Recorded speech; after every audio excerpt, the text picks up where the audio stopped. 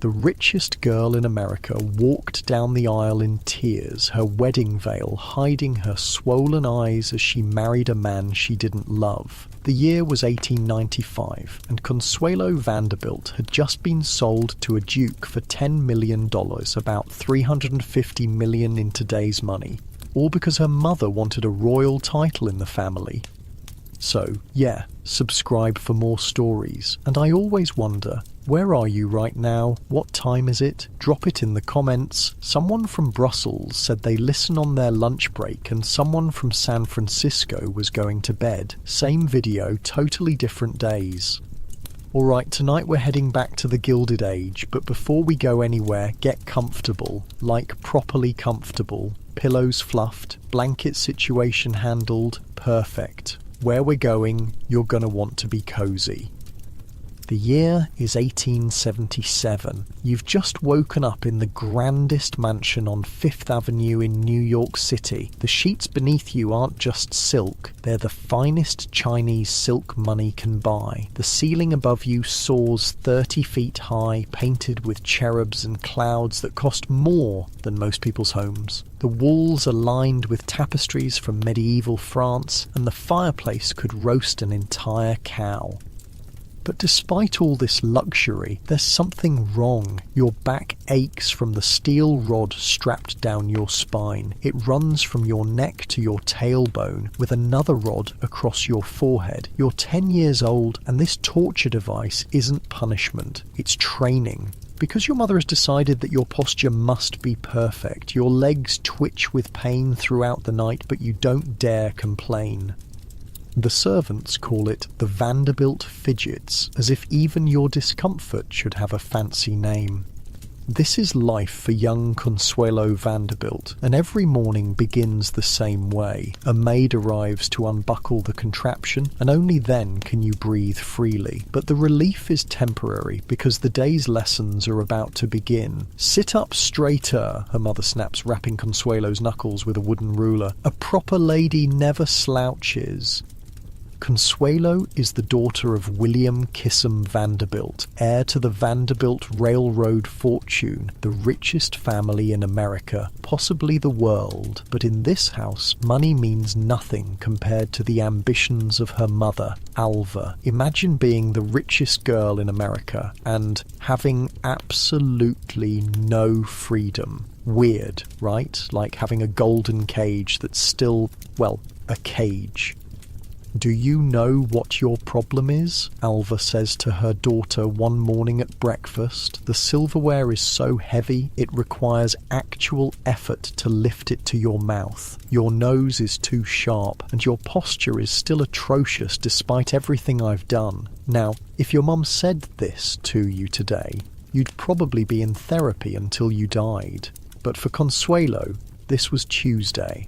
"I don't ask you to think," her mother once told her. "I do the thinking. You do as you're told."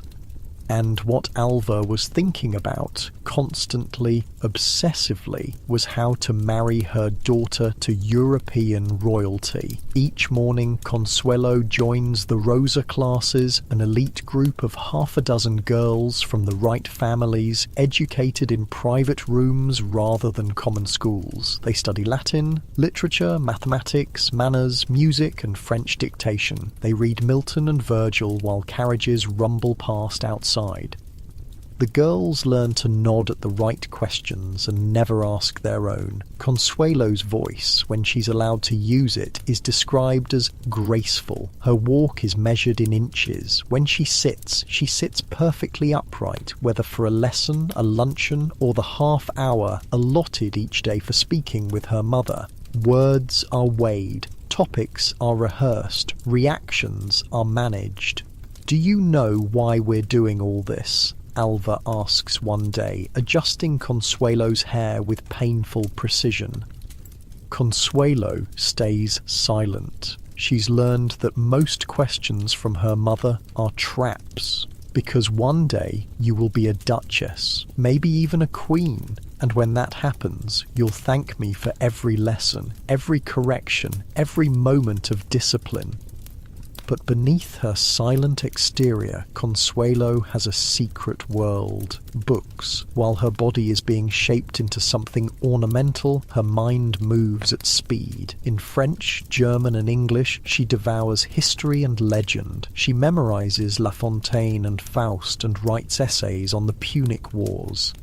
She dreams not of gowns or invitations, but of Sparta, of Joan of Arc, of heroines who survived on wit and will alone. She admires women who resisted, women who led, women who heard voices no one else believed. And at night she invents voices of her own, whispered rebellions in the quiet dark.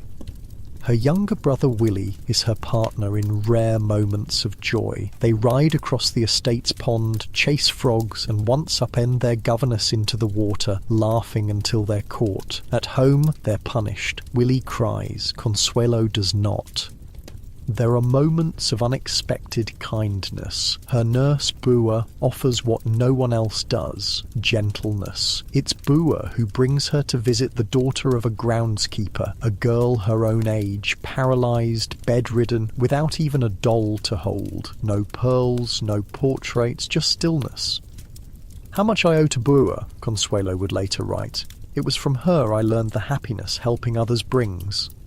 Even then, even as a child, she begins to question what it means to be rich and what it means to be free. At night, she climbs the grand staircase alone to her room. The gas lamps behind her dim, the walls creak and sigh, shadows slip between the banisters like hands.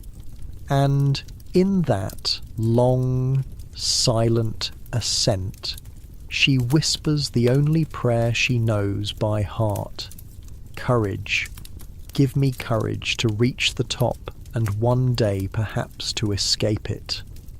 Not the house, not the family, but the fate waiting at the end of the hallway. By 17, Consuelo Vanderbilt is nearly as tall as her mother, though still careful not to rise too fast. Her limbs have stretched into elegance, her features lengthened with promise, but her silence remains.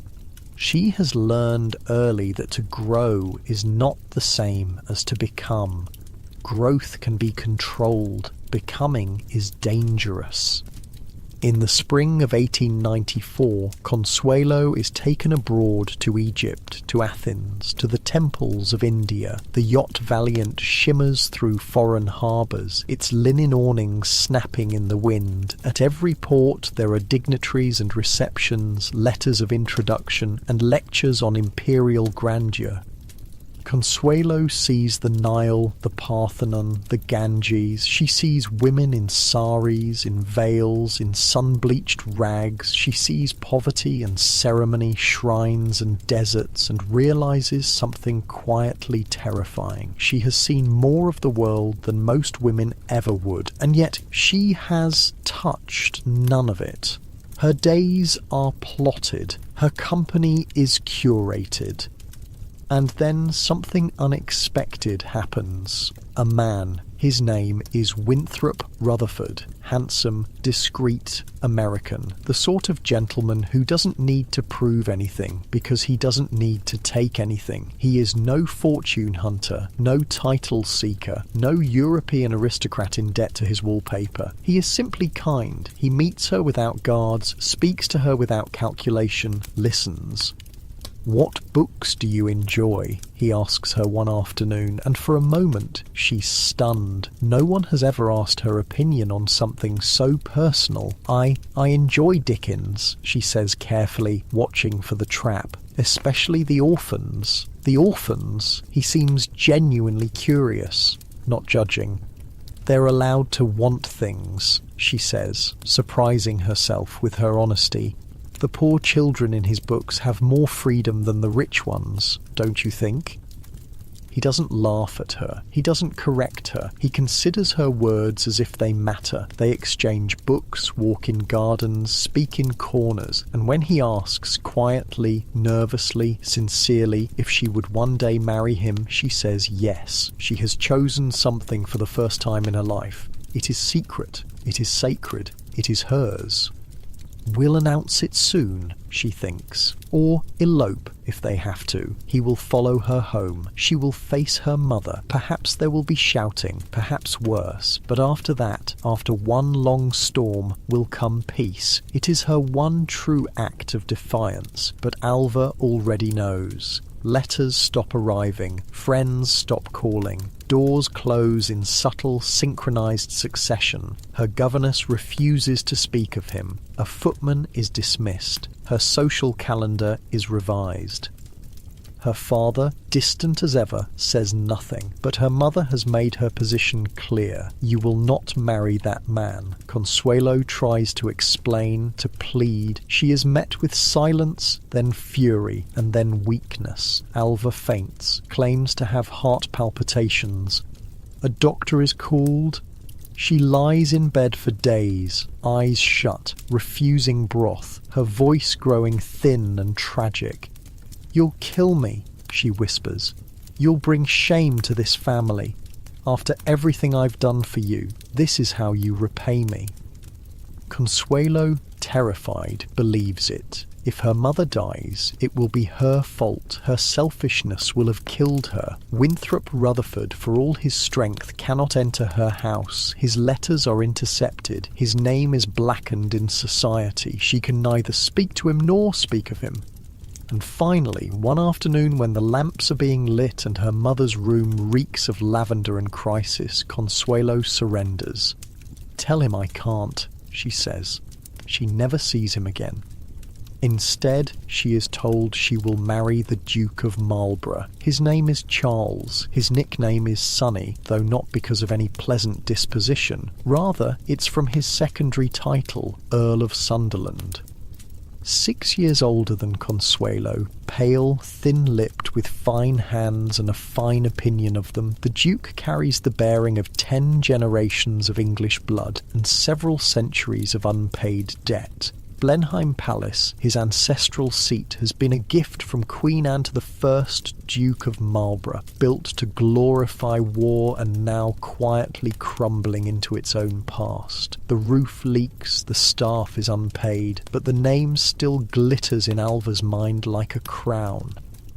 What he needs is money. What Alva needs is a title. What Consuelo needs no longer matters. She agrees, not from hope, but from exhaustion. Not out of love, but because she has run out of choices. She is 17. Her real engagement has been erased. Her imagined rebellion has nearly killed her mother. What else is there? The announcement is immediate. The press explodes. Her face appears in papers across 2 continents. Her hair colour, her chin shape. She is catalogued and debated. Some reports call her the richest bride in the world. Others mock her as America's latest export, the dollar princess.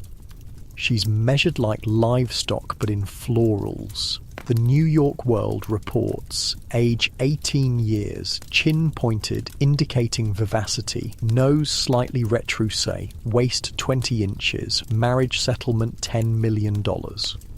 She is described like a museum piece, slender of hand, elegant of gait, obedient of bearing. People call it a fairy tale, a triumph, the union of America's wealth with Britain's pedigree, a Vanderbilt duchess, a palace renewed. No one mentions the man she has loved. No one asks if she is happy. On the morning of November 6th, 1895, New York City blooms with opera glasses. By 9 a.m, thousands have gathered outside Alva's new mansion on 72nd Street, shoulder to shoulder, necks craned toward the windows. By 10, police have roped off the block. By 11, while Fifth Avenue is a wall of carriages. Inside St. Thomas Church, an orchestra plays Wagner. Reporters sharpen metaphors. She is not late, she is hiding. Upstairs, behind a locked door, Consuelo Vanderbilt sits alone in her wedding gown, her face swollen from crying. Her corset digs into her ribs. Her gloves lie in her lap like folded wings. The veil, yards of tulle and embroidery, spills off her shoulders like fog. She has tried not to cry, but the tears come anyway. 20 minutes pass. Below, the Duke shifts on the altar. Guests murmur. Ushers panic. The orchestra keeps playing. She has considered running. That morning, before the maids arrived with breakfast, she had stared at the street and wondered what would happen if she simply disappeared into the crowd, walked into the park, caught a train, escaped. But where would she go? Winthrop is gone. Her father is silent. Her mother has recovered. And the world, this great echoing world, is watching. Years later, Alva would become a crusader for women's suffrage. She would stand on podiums and speak of liberty. But the first vote her daughter ever cast was this: to betray her own heart. So she stands. A footman opens the door. Another fixes her train. The veil is lowered over her face, the tears tucked beneath it. The bells ring. Outside, the crowd surges. Inside, the floral arches drip with roses and chrysanthemums, lilies and ivy sweeping from gallery to nave. Palm leaves tremble in the heat of the gaslight. The doors open and Consuelo walks forward. No one can see her face. No one can hear her breathing. But she can hear everything. Every shoe scuff, every cough, every whisper. She has no bouquet. It has not arrived. Her father walks beside her, beautiful, distant. The church is a dreamscape of wealth and spectacle. 1,400 guests, 60 musicians, 50 choristers, 2 bishops, and not a single escape route. She has not run. That is all the world needs to know. She reaches the altar, says the vows, hears her name changed, and somewhere in the applause that follows, the girl who had once whispered courage with each step on the staircase is replaced by someone else. The Duchess of Marlborough has arrived.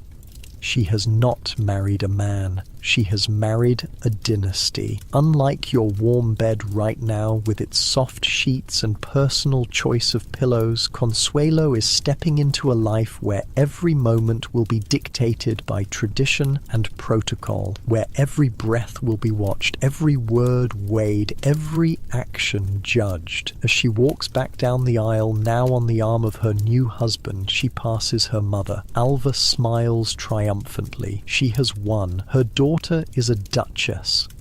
And Consuelo, she is thinking of something her nurse Brewer once told her. The finest cages are still cages, my dear, and the birds inside them still dream of flight. As the carriage pulls away from the church, surrounded by cheering crowds, the new Duchess of Marlborough stares out the window at the city she is leaving behind. And though her face is composed, though her posture is perfect, inside she is asking herself a question that will haunt her for years to come.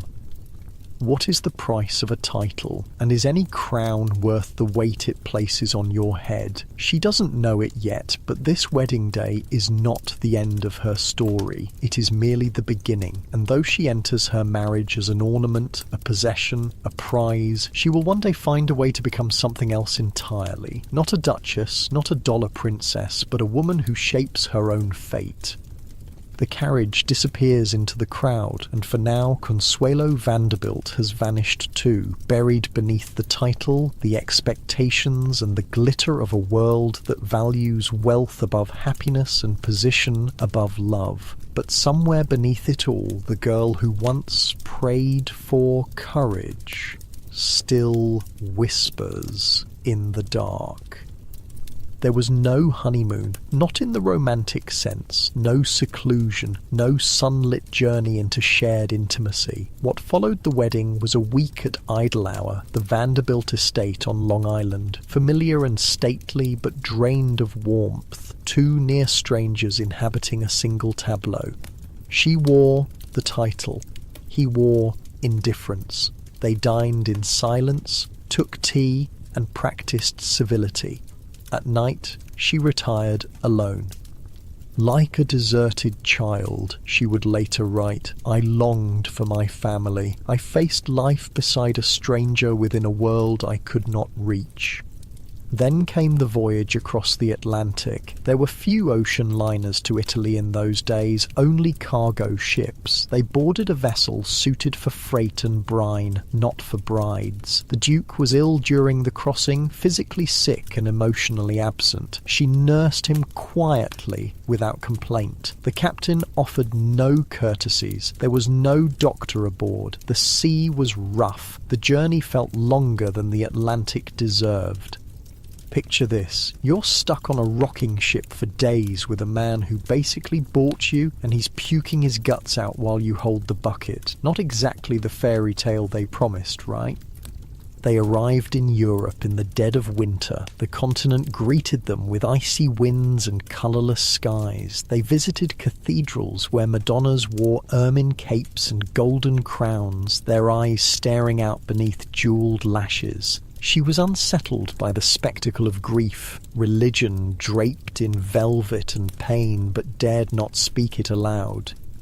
It was in Rome that her body failed her. She fell ill, exhausted, pale, and weak. A Roman doctor, summoned in haste, offered a diagnosis with the unflinching calm of a priest delivering last rites. 6 months, he told her, perhaps a year. She was 18. And now, perhaps, dying. It was not death that terrified her. It was the idea that her life had not yet begun. I was beginning to chafe, she wrote, at the impersonal role I had so far played in my own life. In truth, the diagnosis was wrong. A second physician corrected it, but the emotional reality remained. She had lived so long in silence that even death seemed impersonal. They continued to Paris. There, in the salons of Worth and Doucet, her trousseau was completed under her husband's supervision. He insisted on grandeur, not grace. Pink velvet gowns trimmed in sable, blue satin with ostrich feathers, jewels were selected, gloves matched to gowns, a diamond dog collar so tight it chafed her throat, a tiara so heavy it gave her migraines. She did not choose. She complied. She had been told not to draw attention to herself, but now she was being shaped into a creature meant to be looked at. You represent Blenheim now, the Duke told her while examining a necklace around her throat. You must never appear less than magnificent. And what if I prefer simplicity? She asked. He looked at her as if she'd suggested wearing a potato sack to dinner. No wife of mine will ever be simple. She understood then that she wasn't a wife. She was a display case for his wealth, her family's wealth to be precise. The arrival in London was as ceremonial as a state function and just as impersonal. Carriages, a receiving line, stiff introductions. She met her husband's relatives, who were also her new judges, the Churchill-Hamilton clan. There was Lady Sarah Wilson, all hard angles and louder opinions. There was Winston, just beginning his political rise. Lady Randolph Churchill, the former Jenny Jerome, another American who had once struggled under the weight of English titles, offered a brief smile of solidarity. The rest smiled politely. No one asked if she was well. They simply observed her, assessed her. They saw not a girl, but a duchess. They did not like Americans. They had never liked Jenny, but they liked American money. She said nothing, smiled gracefully, learned how to vanish inside a room. Then came Blenheim. You know those dreams where you're walking down endless hallways that keep stretching out in front of you? That was Blenheim Palace, except you never wake up. They entered the gates beneath a stone arch. A porter in powdered livery greeted them with a silver-topped wand. Her new home emerged from the mist like a Roman ruin born in the age of kings. The palace rose from the Oxfordshire woods like a fortress carved from golden stone. Its windows, hundreds of them, watched her without blinking. Blenheim always impressed one by its immense size and beauty, she later wrote, but at the cost of intimacy.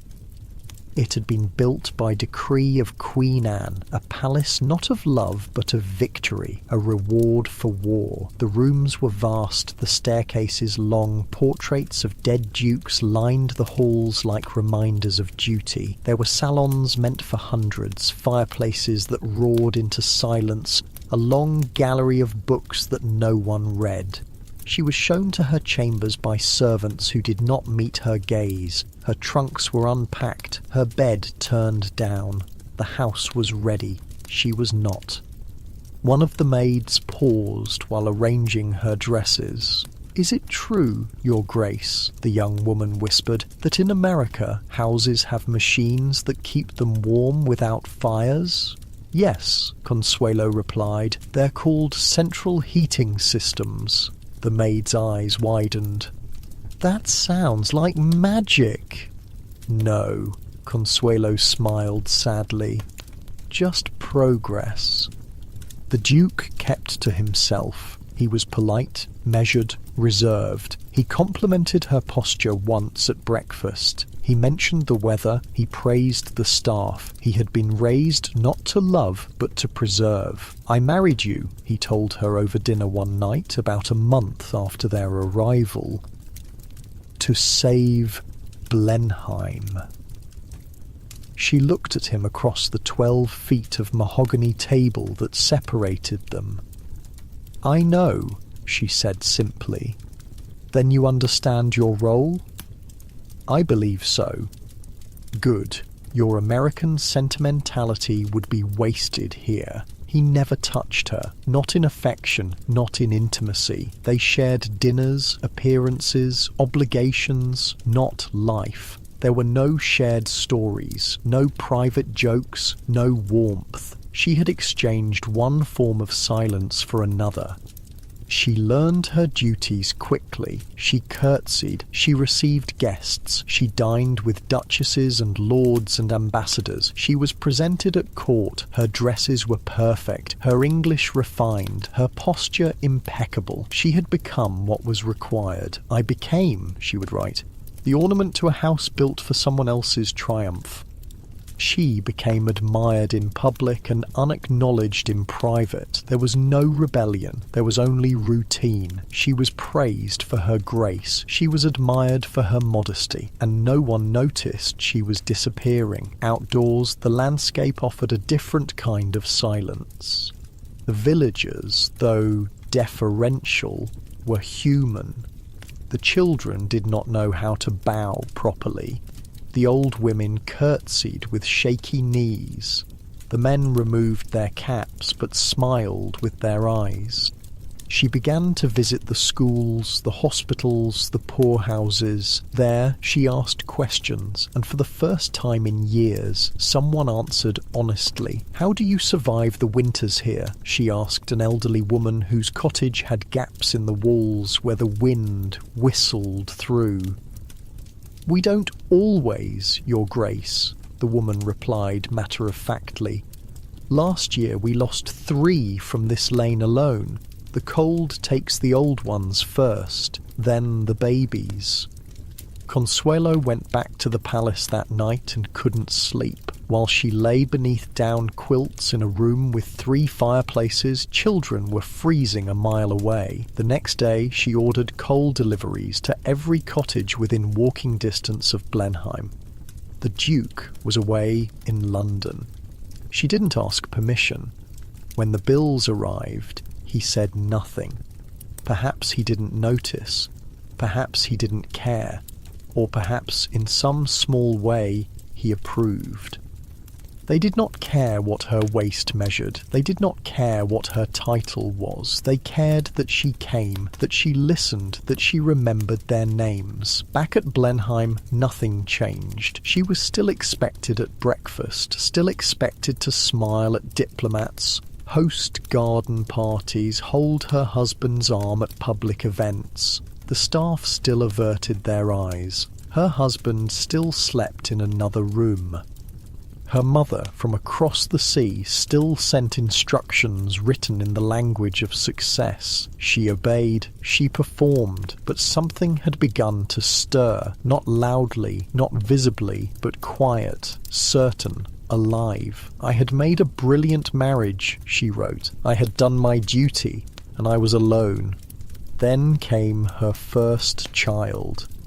The labour was long, difficult, and largely private. She was attended by midwives and doctors, but her husband remained elsewhere. The palace was hushed, watchful, expectant, not for her safety, but for the lineage she carried. And when the child finally came, a boy whole and wailing, the house erupted in celebration, not for the mother, but for the future Duke of Marlborough.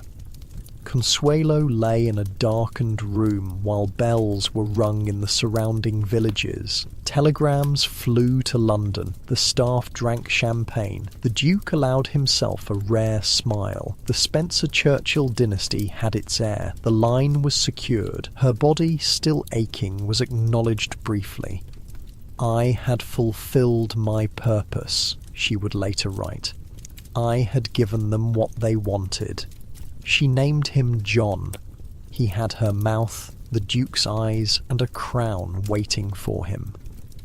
She loved him with a quiet intensity that surprised her. In that vast and echoing house where every glance was managed and every word measured, he became her secret, a source of warmth in a palace of marble. Around her, Blenheim bloomed into motion. Bells rang in the village. Toasts were raised in town. The servants stepped lightly as if royalty had arrived. But upstairs, behind drawn curtains, the woman who had delivered him sat in silence, too sore to stand, too dazed to speak. She was not allowed to hold him as she wished. A nanny was installed immediately. Traditions were cited. A mother, she was told, must not spoil an heir with too much affection. He was to be seen at intervals, cared for by professionals, raised with dignity. Her love was permitted, but not her presence. I had longed to give him the freedom I had once dreamed of for myself, she wrote, but the rules were older than either of us. She watched him grow through doorways and formal photographs. She was told when he was teething, when he slept, when he needed a new tutor. She received updates like a guest of honour, not a mother. She complied. She smiled at parties, posed beside his cradle for portraits, and appeared on cue when the Duke summoned her. But behind the grace was something newer, a kind of pain that sharpened rather than dulled. This was no longer the pain of obedience. This was the pain of knowing what she could not give. A second son followed, Ivor. There was no pageantry this time, no bells, no telegrams, no champagne. The dynasty already had its heir. This child was reassurance, a spare in the language of aristocracy. But to Consuelo, he was not a spare. He was hers. She loved him as fiercely as she loved John, though the world required less of him, and therefore allowed her slightly more. She held him longer, sat beside his cradle at night, spoke to him when no one watched. He gurgled and smiled and curled his hand around her finger, not because of a title or a future, but because she was warm and near, and for the first time she felt necessary, not to England, not to Blenheim, but to someone who had never seen a crest or a crown. With Ivor, I was allowed something closer to motherhood, she wrote, but even then, the rules circled back. Nannies arrived, schedules resumed, the walls between mother and child reformed like frost across glass. And so she adapted again. She gave to others what she could not always give to her sons. She discovered a shelter for orphaned children tucked behind a chapel, where thin girls and threadbare urchins greeted her with wide, unpracticed curtsies. She went back the next week. Then the week after that, she learned names, asked questions, remembered details. She did not arrive in pearls and gowns. She arrived early, often without ceremony, and they began to greet her not as a duchess, but as someone who came back. "You again," a small boy with a crooked smile said to her one rainy Tuesday. "Thought you'd be too fancy for a second visit." "I'm never too fancy for truth," she replied, helping him with his letters. There was no transformation overnight, no triumphant declaration, no rebellion, just the slow-growing certainty that this was real. Not the gowns, not the dinners, not the practiced smile on a ballroom staircase, but this, a hand on a child's forehead, a name remembered, a window without a curtain. She dreamed once that she was walking through town without gloves. Her hair was loose, her arms were bare, and no one stopped her. For the first time, she would write, "I was not acting, I was present." Her husband did not notice. When the Duke began to spend more and more time in London, ostensibly for Parliament, she made no inquiry. When he returned less frequently, she made no protest. His absences, like his presence, were conducted in the language of silence. There were whispers of his affairs. Of course, society always whispered, but the whispers were not about her heartbreak. They were about her composure. She did not confront him. She knew her place. In public, her beauty became her reputation. She was praised in newspapers as the most elegant of hostesses, an ornament to the Marlborough name, a model of restraint. But by now, as with so much in Consuelo's life, the marriage had become a performance perfected. She once passed him in the corridor, he coming from one end, she from another. A footman paused and bowed to both. They nodded to one another with the grace of acquaintances at a public event. She did not remember what they said, only that they moved past each other like ghosts in daylight, acknowledged present but already fading behind them. They appeared together at court, at garden parties, at the opera. They posed side by side for portraits and waved from carriages. They spoke in clipped, cordial tones. At public dinners, he complimented her taste in flowers. She complimented his speeches. They were admired as a pair, elegant, polished, enviable. "My husband was invariably courteous," she wrote, "but there was no companionship." But at night in her room, when the candles were low and the fire had gone to embers, she would sit by the window with a book unopened in her lap, listening not for footsteps down the hall, but for her own breath. The silence no longer frightened her. It no longer meant emptiness. It meant space. And within that space, she began slowly, quietly, finally, to think. "It was in those years," she wrote later, "that I began to understand that obedience is not always virtue and silence is not always peace." She had once been made into a portrait. Now she was beginning to sketch herself. The century turned with ceremony, not revolution. Queen Victoria died in 1901, and with her an age ended, not in flames but in velvet. The mourning veils came down. The empire held its breath, and in that hush a new kind of spectacle began. On the morning of Edward VII's coronation, Consuelo stood beneath the ducal canopy, cloth of gold suspended above her head like a crown she did not wear. Her train shimmered behind her, her jewels caught the torchlight. From the choir loft, trumpets sounded, and the floor seemed to rise with sound. But she stood motionless, decorous, remote, alone. The other duchesses whispered. One glanced sideways, another adjusted her gloves without looking up. They were queens of lineage, of diamonds, of households older than history, and Consuelo stood among them as the American. "Wouldn't it be hilarious," Winston Churchill muttered beside her, "if we all just started dancing?" Right now, complete chaos. I've always wanted to see the Archbishop's face if that happened. Consuelo bit her lip to keep from smiling. Churchill always made these ceremonies bearable. She held her posture. She knew the choreography. She bowed at the proper time and retreated in step, and when the King and Queen passed by, she lowered her eyes. Around her neck, a collar of diamonds sat like armour, gleaming, suffocating, exquisitely heavy. A gift, a symbol, a leash. I stood beneath cloth of gold, she later wrote, and no one noticed I had disappeared. That evening they dined at the palace. The room was candle-lit and immense. Goblets gleamed, silver clinked. The king complimented the duchess's composure. She bowed her head. No one asked what she had seen. No one asked how it had felt. They asked only if the veil had caught the light.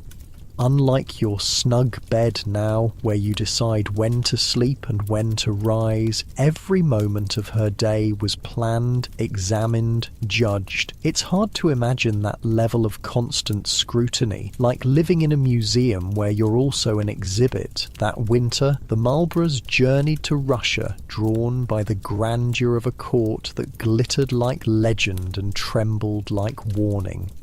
St. Petersburg shimmered with snow and suspicion. The streets were wide but windswept, the palaces imposing but hollow. At first glance, it was splendour. At second, strain. At the Winter Palace, Consuelo wore white satin. Her tiara flashed beneath chandeliers. Scarlet footmen stood, sentinel.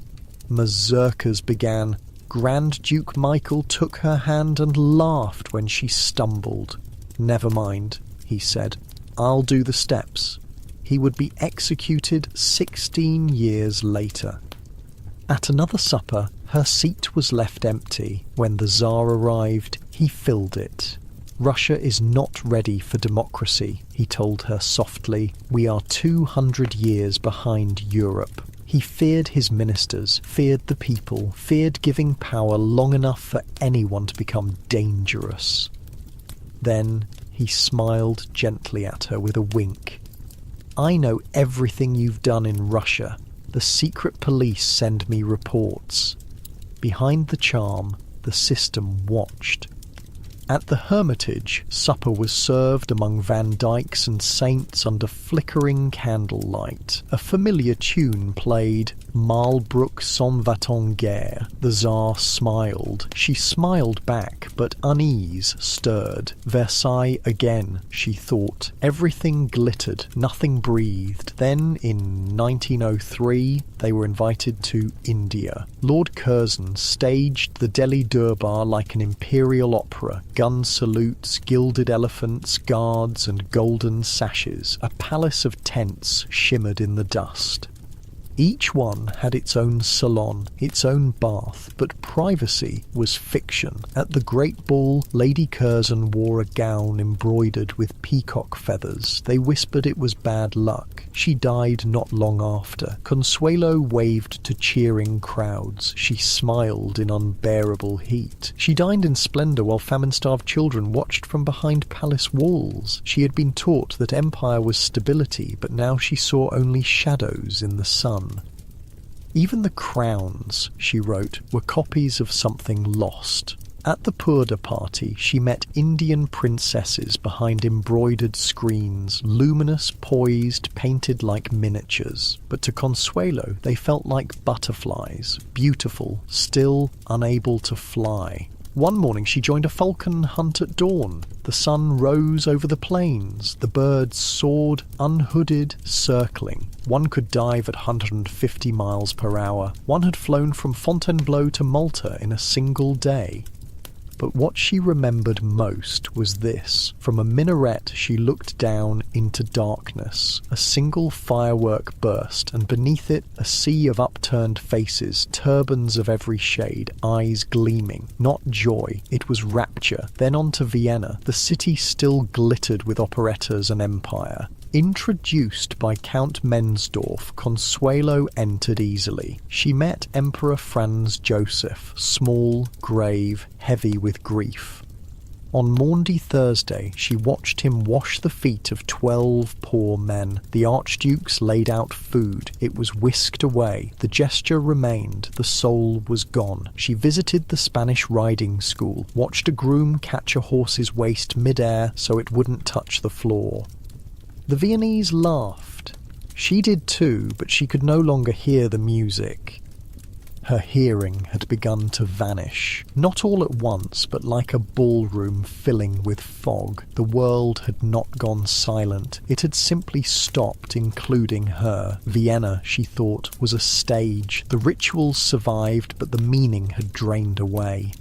When John Singer Sargent arrived at Blenheim to paint her, he was brisk, fidgeting, always smoking. He refused to let her wear pearls, called her neck a tree trunk. Her dress was ivory satin, her posture impeccable. The boys stood beside her. The Duke wore his garter robes. Sargent worked quickly. He didn't need revision. "He captured me beautifully," she said, "but he did not find me."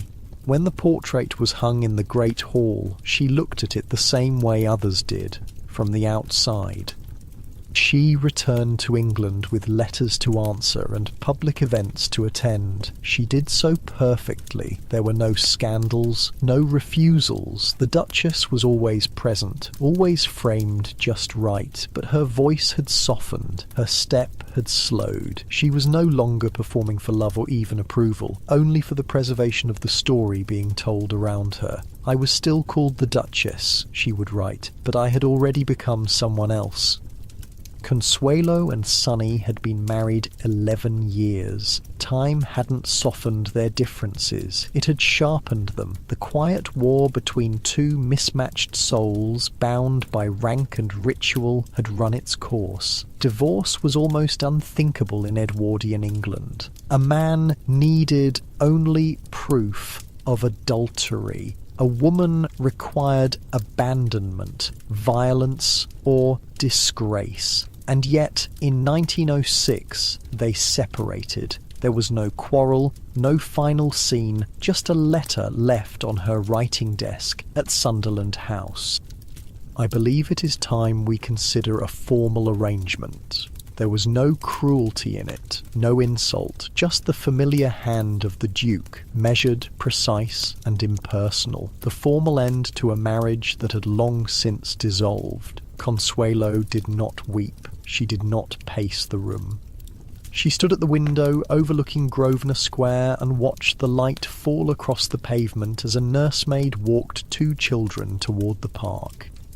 There was no rupture, she would write later, only a removal, as if a painting had been taken down from a wall, leaving the outline faintly visible behind it. Her fingers curled around the curtain. The fire had not been lit. Her breakfast tray did not come. She'd sent the staff away for the morning. For the first time in years, she chose the quiet. She did not cry. She simply took down the small wedding portrait on her mantel, framed in tortoise shell, posed to perfection, and placed it in a drawer face down. This was not the end of her life. It was merely the beginning. In London, Consuelo's Fridays began to gather those who needed no invitation and bowed to no titles. George Bernard Shaw brought wine. Galsworthy brought opinions. The Webbs came with pamphlets. Yeats with questions. Nancy Astor asked her questions with an eyebrow raised. Lady Cunard arrived with a laugh too loud for her pearls. There were no place cards, no orchestra, no agenda, but conversation. They argued about suffrage and socialism, Irish verse and industrial reform. No one asked about the Duke. No one mentioned Blenheim. They addressed her as Consuelo, not Your Grace, not Madam, just her name. Once, after midnight, as the last guest slipped into the fog, she stood by the empty decanter in the low firelight and thought, "This is what society should feel like, not ceremony, but belonging." Though the court refused to receive separated women, London society came. It was not rebellion, but grace under pressure. But as the music faded and the last applause died, the halls grew quiet again. The children were sent to school. The letters slowed. The echo of the evening lingered, but it was not enough. Not anymore. She had stood on the staircase. Now she needed to climb higher into work that mattered. She found it in Ensley Street. The house smelled of coal, starch, and damp wood. It was a home for the wives of first offenders, women whose husbands had been sent to prison, leaving them behind with children and shame. The church army called it a refuge. Most simply called it temporary. She had come expecting to observe. Instead, a baby was placed in her arms. "He hasn't cried since last week," said one of the matrons, "but he won't sleep either." The child's skin was warm and dry, his limbs stiff. He blinked but did not fuss. She rocked him carefully, awkwardly conscious of her gloves. Consuelo visited the next week, then the week after that. She leased 2 houses. She turned them into sewing rooms, nurseries. The women worked. Their children were cared for. At night, she read them prayers. "We like the Duchess to read to us," one said, "but she always makes us cry." Some clergy approved. Others whispered that she had gone too far, stepping beyond the ornamental bounds of charity into something unsettlingly real. She ignored them. "Mrs. Bellingham, is it true that you once lived in a palace?" a little girl with matchstick arms asked her one evening as she buttoned the child's nightgown. "I did," Consuelo replied. "Was it like in the fairy stories, with golden carriages and servants who bring you anything you want?" Consuelo paused, remembering the cold marble floors, the endless corridors, the silences. "Not quite like the stories," she said. "Sometimes the most beautiful cages are the ones with the strongest bars." The child frowned, not understanding. "Do the princes in the stories ever ask the princesses what they want?" Consuelo asked. The little girl thought hard. "I don't think so." "Exactly," Consuelo smiled. "Real happiness isn't about having someone bring you things. It's about being asked what you want." From charity, she turned to policy. She joined the National Commission on the Declining Birth Rate, the only laywoman among doctors, priests, economists, and eugenicists. Consuelo did not flinch.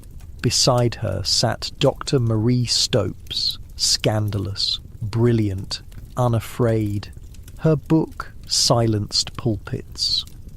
Consuelo sat at the end of the table, perfectly upright, gloved hands folded in her lap. When called upon, she spoke quietly but without hesitation. She described overcrowded tenements, malnourished infants, mothers with no access to medical care. She quoted midwives, school inspectors, and women she had met in the homes. One of the men scoffed. Another, a clergyman known as the Gloomy Dean, frowned. But then Marie Stopes stood.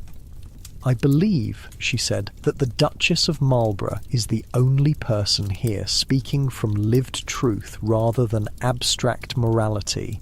There was no applause, only silence. Later in her diary, Consuelo wrote, "I had never expected to be heard, only to be counted. Today I was both."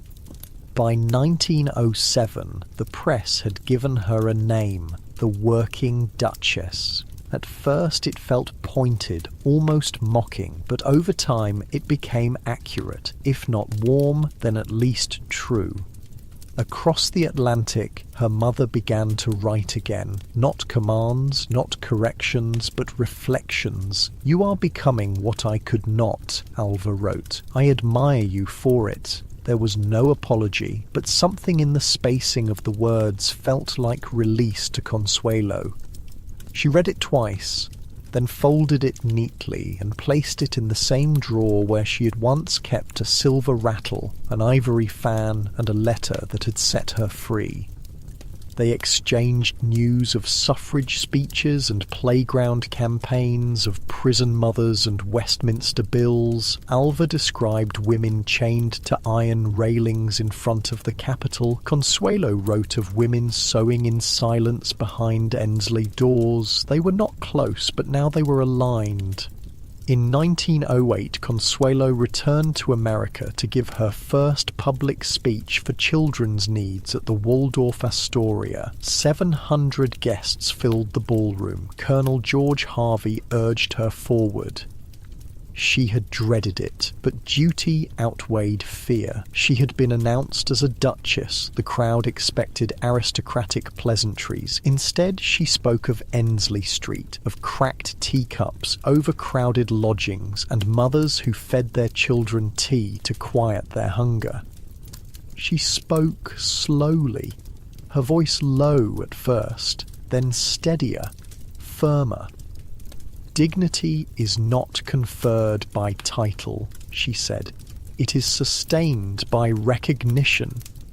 There was a moment's hush at the end, then applause, scattered, then rising, until the room was full of hands and sound. Her marriage had ended, but the silence she'd endured had taught her how to listen, and now she used it to make others heard. She had once been part of a story, now she was beginning to write one. In November 1913, Sunderland House opened its doors to a carefully selected guest list. Bishops in stiff collars, politicians with polished shoes, society women balancing lorgnettes and expectations. They arrived expecting tea and conversation, a graceful morning's nod to charity. What they encountered was something else entirely. Consuelo Vanderbilt, Duchess of Marlborough, had summoned them not to flatter, but to confront. With Margaret Lawrence and Gertrude Tuckwell beside her, she presided over a conference designed not to comfort, but to expose. One by one, 12 working women took the stage. A shirtmaker held up a blouse, her fingers tight around the cloth. "A dozen shirts earns 9p," she said. Another spoke, voice clear and unflinching. 8 shillings a week. I've never eaten a dinner that cost more than a penny."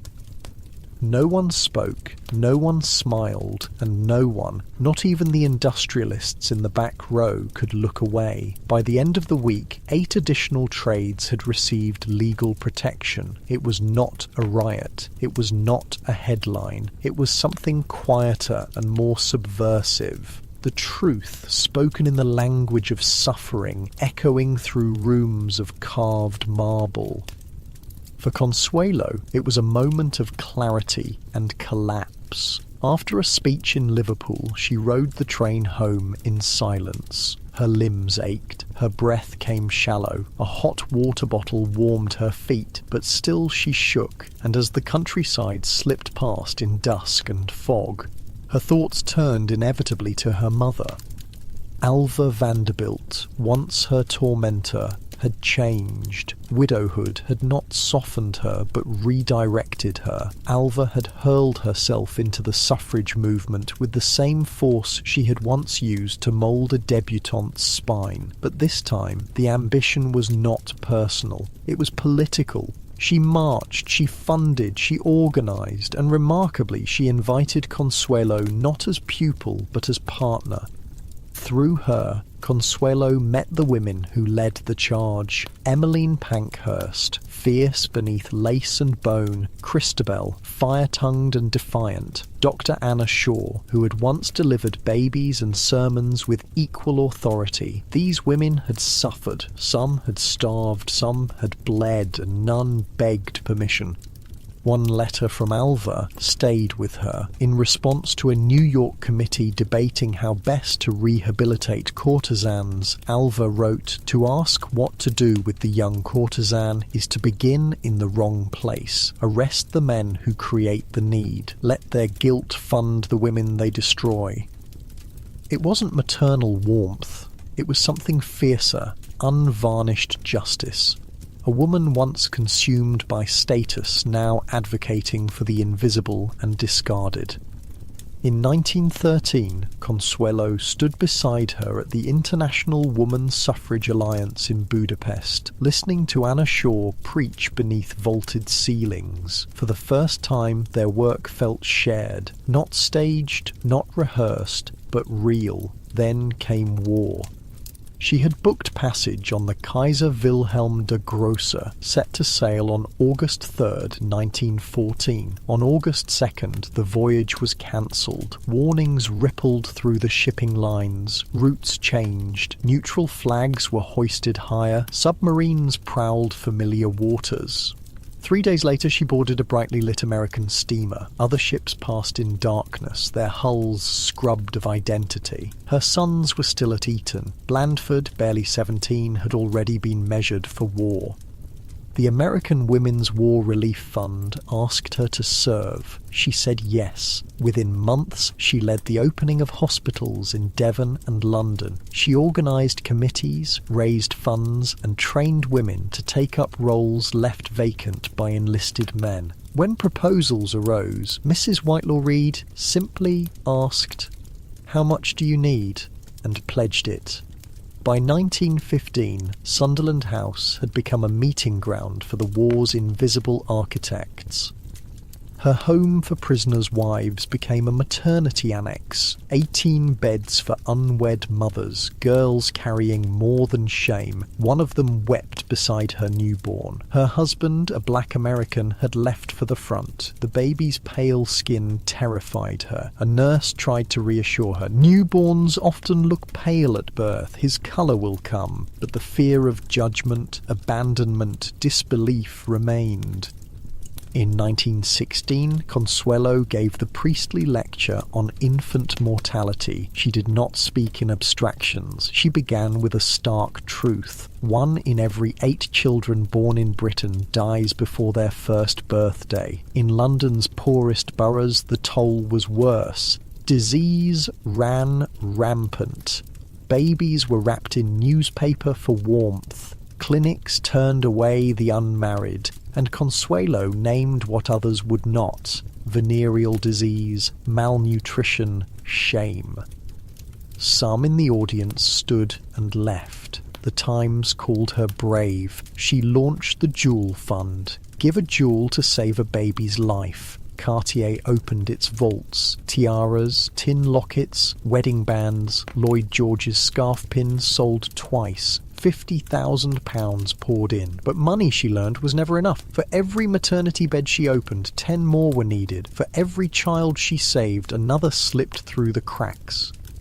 Charity could soothe but not cure, and the disease was structural. Policies that punished, laws that excluded, lives made invisible. If she wanted to change the rules, she'd need to sit in the room where the rules were written. Politics came next. The major parties offered women no real seat. So she helped found the Women's Municipal Party. No whip, no machine, just women. Widowed, titled, determined. Tired of waiting for someone else's permission, Alva urged her forward. Not as ornament, she said, but as instrument. In 1917, Consuelo ran for London County Council in North Southwark. They deliberated, then chose her. She won again in 1919. Children sang in the streets. Vote, vote, vote for Mrs. Marlborough. Inside the council, she worked on housing, heat, education. She walked the slums and invited the Prince of Wales to join her. He did. "I wish my mother wore hats like yours," he said.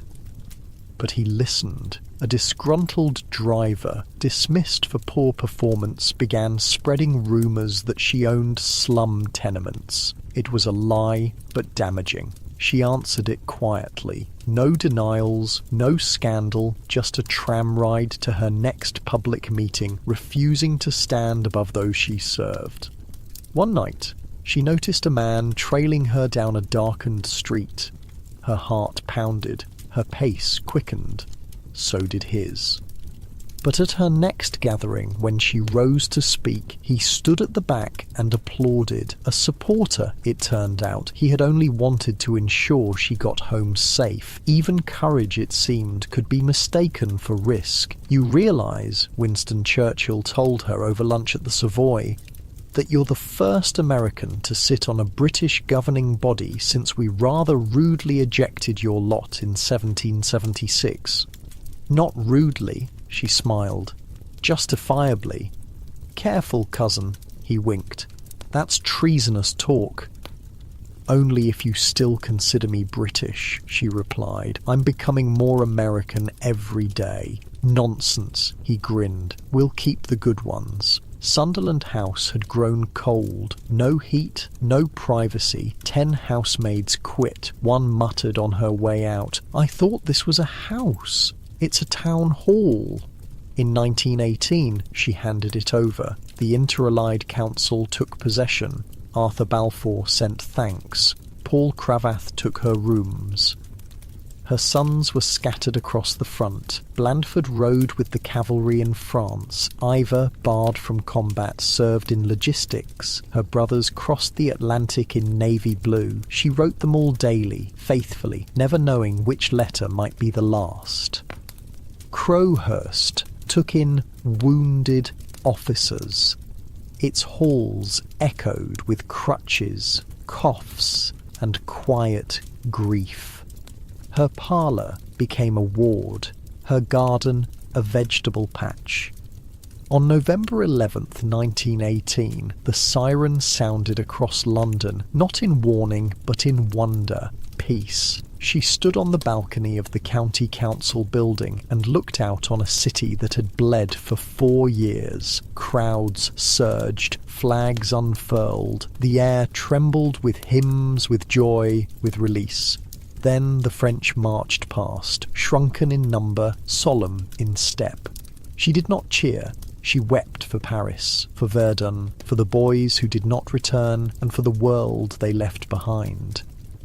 Peace brought no rest. The headlines shifted. The sirens fell silent, but the broken world remained. Slums still festered. Mothers still begged for blankets. Laws still lagged behind the lives they governed. Exhausted in body and spirit, Consuelo withdrew to Alva's villa among citrus groves and Mediterranean light. Alva was older now, slower, but no less certain. They sat in the garden, sometimes in silence, sometimes sharing letters and wounds. Years of distance and dominance softened into something like tenderness, and in that quiet reconciliation, Consuelo allowed herself, finally, to rest. In 1920, Blandford married Lady Mary Cadogan, daughter of the 5th Earl Cadogan. The wedding took place at St Margaret's, Westminster, beneath a pale winter sun. The pews were filled with titled names and the shattered remnants of a generation. Consuelo watched her son, the future Duke, stand at the altar, polished, poised, and heartbreakingly young. She blessed the match, but as Mary took her son's arm, a shadow passed, faint, familiar. A girl in white, a door quietly closing. Then came the letter. It arrived in 1921. Brief, elegant, predictable. Sonny wanted a divorce. Gladys would not be a mistress. She would be a duchess. There was no courtroom scene, no scandal in the papers. The divorce was quietly obtained in Paris. Mutual consent, no accusations, no counterclaims. The headlines were courteous. Duke and Duchess part amicably. She moved to a smaller house with ivy on the walls and sunlight in the kitchen. No staff waited in doorways. No footman flanked the stairs. She learned to make her own tea. She sat by the fire in her slippers.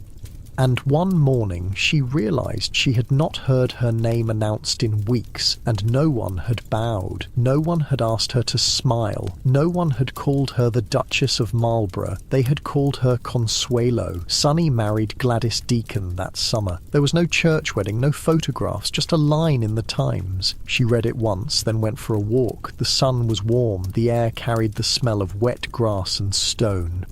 And for the first time in decades, she walked with no destination, no duty, no script. She had been traded for a title. Now she had given it back, and she did not miss it. Unlike your warm, cozy bed now, where you make your own choices, she had spent most of her life living by others' rules, smiling when told, speaking when permitted. But now, at last, she was beginning to find the one thing that had eluded her from the start: freedom. 1920 was shadowed by sorrow. Her father, gravely ill, died with quiet dignity. Consuelo was with him to the end. He bore his suffering without complaint, and when the Duc de Gramont sent condolences on behalf of the French Jockey Club, his words were simple: his death will be a great loss to the French racing world. Letters arrived from every corner: aristocrats, jockeys, stable hands, surgeons. The Paris clinic he had funded mourned deeply. Consuelo had often helped there alongside her stepmother. Now she helped plan the burial. He was laid to rest in the family vault on Staten Island.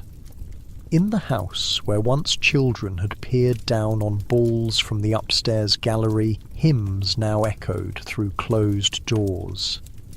She spent long, still weeks in her mother's medieval-style home on Long Island. Alva had helped win the vote. She had become president of the National Woman's Party, but she was alone. Consuelo prepared to begin again. She sold Sunderland House, gave Portman Square to her son, released Crowhurst. Each home carried its own memory, each farewell its own grief, but she knew it was time. Her sons were grown, Blandford happily married, Ivor studying at Oxford. She had given them stability. Now she needed freedom. She moved into the Paris house her father had given her, but his death had ended the companionship she had hoped for. Alva joined her there, and with her Aunt Jenny, they built something soft and quiet. Waiting for the final steps of divorce, Consuelo leased a villa near Aza. She travelled often to England, but did not expect to fall in love.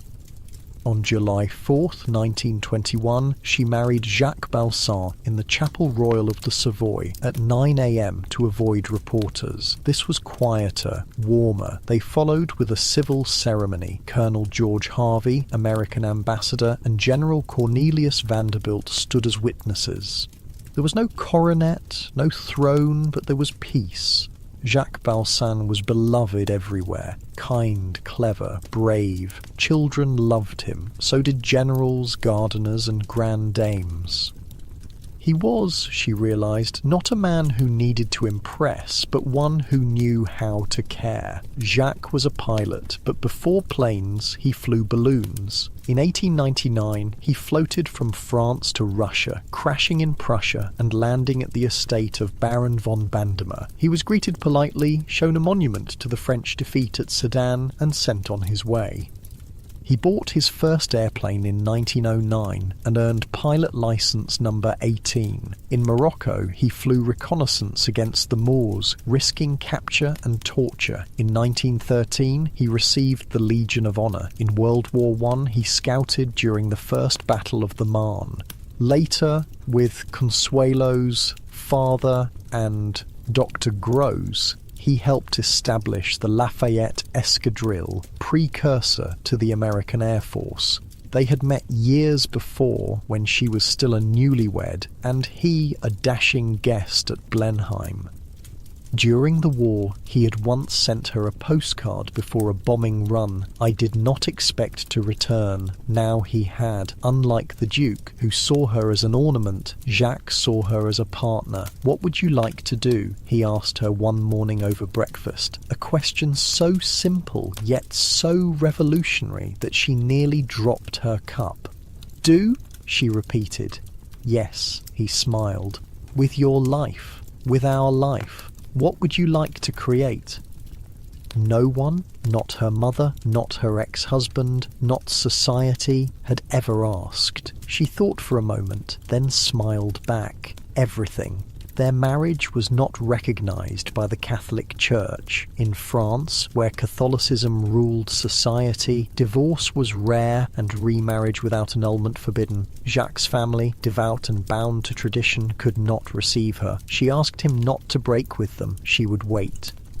When in 1926 Marlborough sought his own annulment, the moment came. With the help of her mother and old governess, she petitioned Rome. Her lawyer, Sir Charles Russell, warned that only proof of coercion would suffice. Alva consented as a way to apologise for that action so long ago. She admitted she had forced her daughter unwillingly to marry. The Vatican ruled in Consuelo's favour. No bribes had passed, only courage and truth.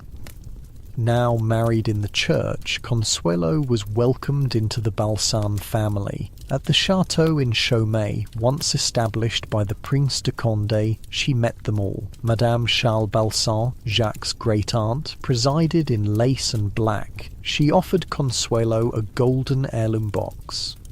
"We loved him too," she seemed to say. "And now we love you."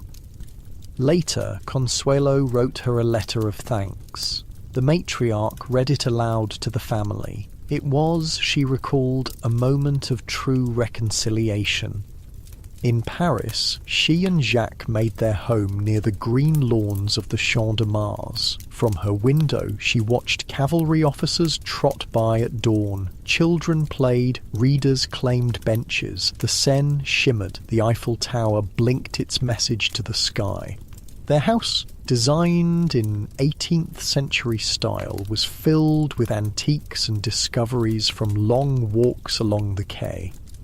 Paris life was elegance, but not idleness. Consuelo hosted modest luncheons with literary guests. Edith Wharton visited frequently. She chaired charity events. The British Embassy, once owned by Pauline Borghese, held glittering dinners under Napoleon's gold service. Here, old castes mingled, Bourbon, Bonaparte, Republican. She watched it all with grace and growing understanding.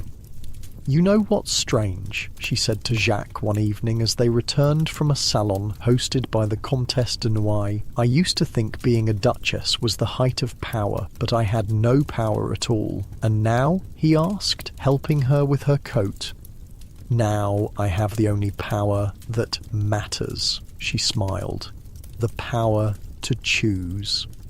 In 1926, she was asked to help build a hospital for the middle class, those too proud for charity, too poor for private care. The hilltop site near Serene had once belonged to Jean Worth. With Dr. Alexis Carrel and Bernard Flexner, she led the campaign. 360 rooms and a nursing school. Fundraising became fate. Grand Prix dinners, peacock balls, raffles with Fabergé clocks. Musicians clamoured to perform. "I was at your benefit concert," an elderly man in worn clothes told her one afternoon as she inspected the hospital's foundation stones. 40 years ago, I cleaned the stables at Blenheim. You probably don't remember me." She studied his face, weathered like bark. "You're wrong, Mr. Harrison. You had a border collie named Pitch who followed you everywhere." The man's eyes widened. "You remember that?" "I remember everyone who was kind to me," she said. "You let me feed Pitch when no one was looking." He nodded, suddenly shy. "This place you're building, my daughter's expecting her first. They live in 2 rooms, no proper doctor for miles." "She'll have a room here," Consuelo said, touching his arm. "The best care we can give." "Why, though?" he asked. "Why go to all this trouble for people you don't know?" She looked out over the construction site, the men laying foundations in the afternoon sun. "Because I spent half my life as decoration," she said. "I'd rather spend the rest being useful." For many, a Gilded Age socialite possessing a luxurious Parisian mansion and a villa on the Riviera might be more than sufficient. As a former duchess and Vanderbilt heiress, Consuelo was not your garden variety Gilded Age socialite. Having relocated to France, she needed a country place within easy reach of Paris. To that end, in 1922, Jacques and Consuelo purchased and restored Chateau Saint-Georges Motel, an early 17th century manor near Dreux in Normandy. The chateau was a resurrection project. Neglected for decades, its roof leaked, its gardens had surrendered to wilderness, its windows stared blankly into nothing. "It's a disaster," the real estate agent warned. "Completely uninhabitable." Jacques laughed. So was Blenheim, and they called that a palace. They worked side by side, hiring local craftsmen, sourcing materials, replanting the gardens. Unlike Blenheim, with its armies of servants and rigid protocols, St. George Motel became a place of creation. "I never knew you could hang curtains," Jacques teased, watching her measure a window. "I never knew I could either," she admitted. "It's delightful to find out." Consuelo continued her charitable endeavours there, establishing a sanatorium for children and founding a hospital nearby. Winston and Clementine Churchill were regular guests. The chateau became their sanctuary, a place where titled guests mixed with artists, where conversation flowed without protocol, where children were welcome at the table. "I've been thinking," she told Jacques one evening as they sat in the garden, watching the sun melt into the horizon. Bees hummed in the lavender, the air smelled of wild thyme and warm stone. "A dangerous pastime," he teased. "I want to start a summer camp here, for city children who never see trees or clean air." He nodded. "How many?" 50 to start. We'll need to build cabins, hire teachers." "Done," he said simply. She looked at him, this man who never questioned her dreams, only asked how to help realize them. "Just like that?" "Just like that," he smiled. "I trust your heart."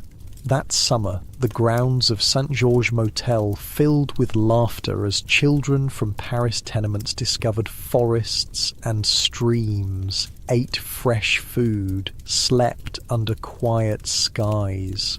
Consuelo walked among them, not as a duchess or a Vanderbilt, but as someone who remembered what it meant to be caged, to be hungry for space and sky.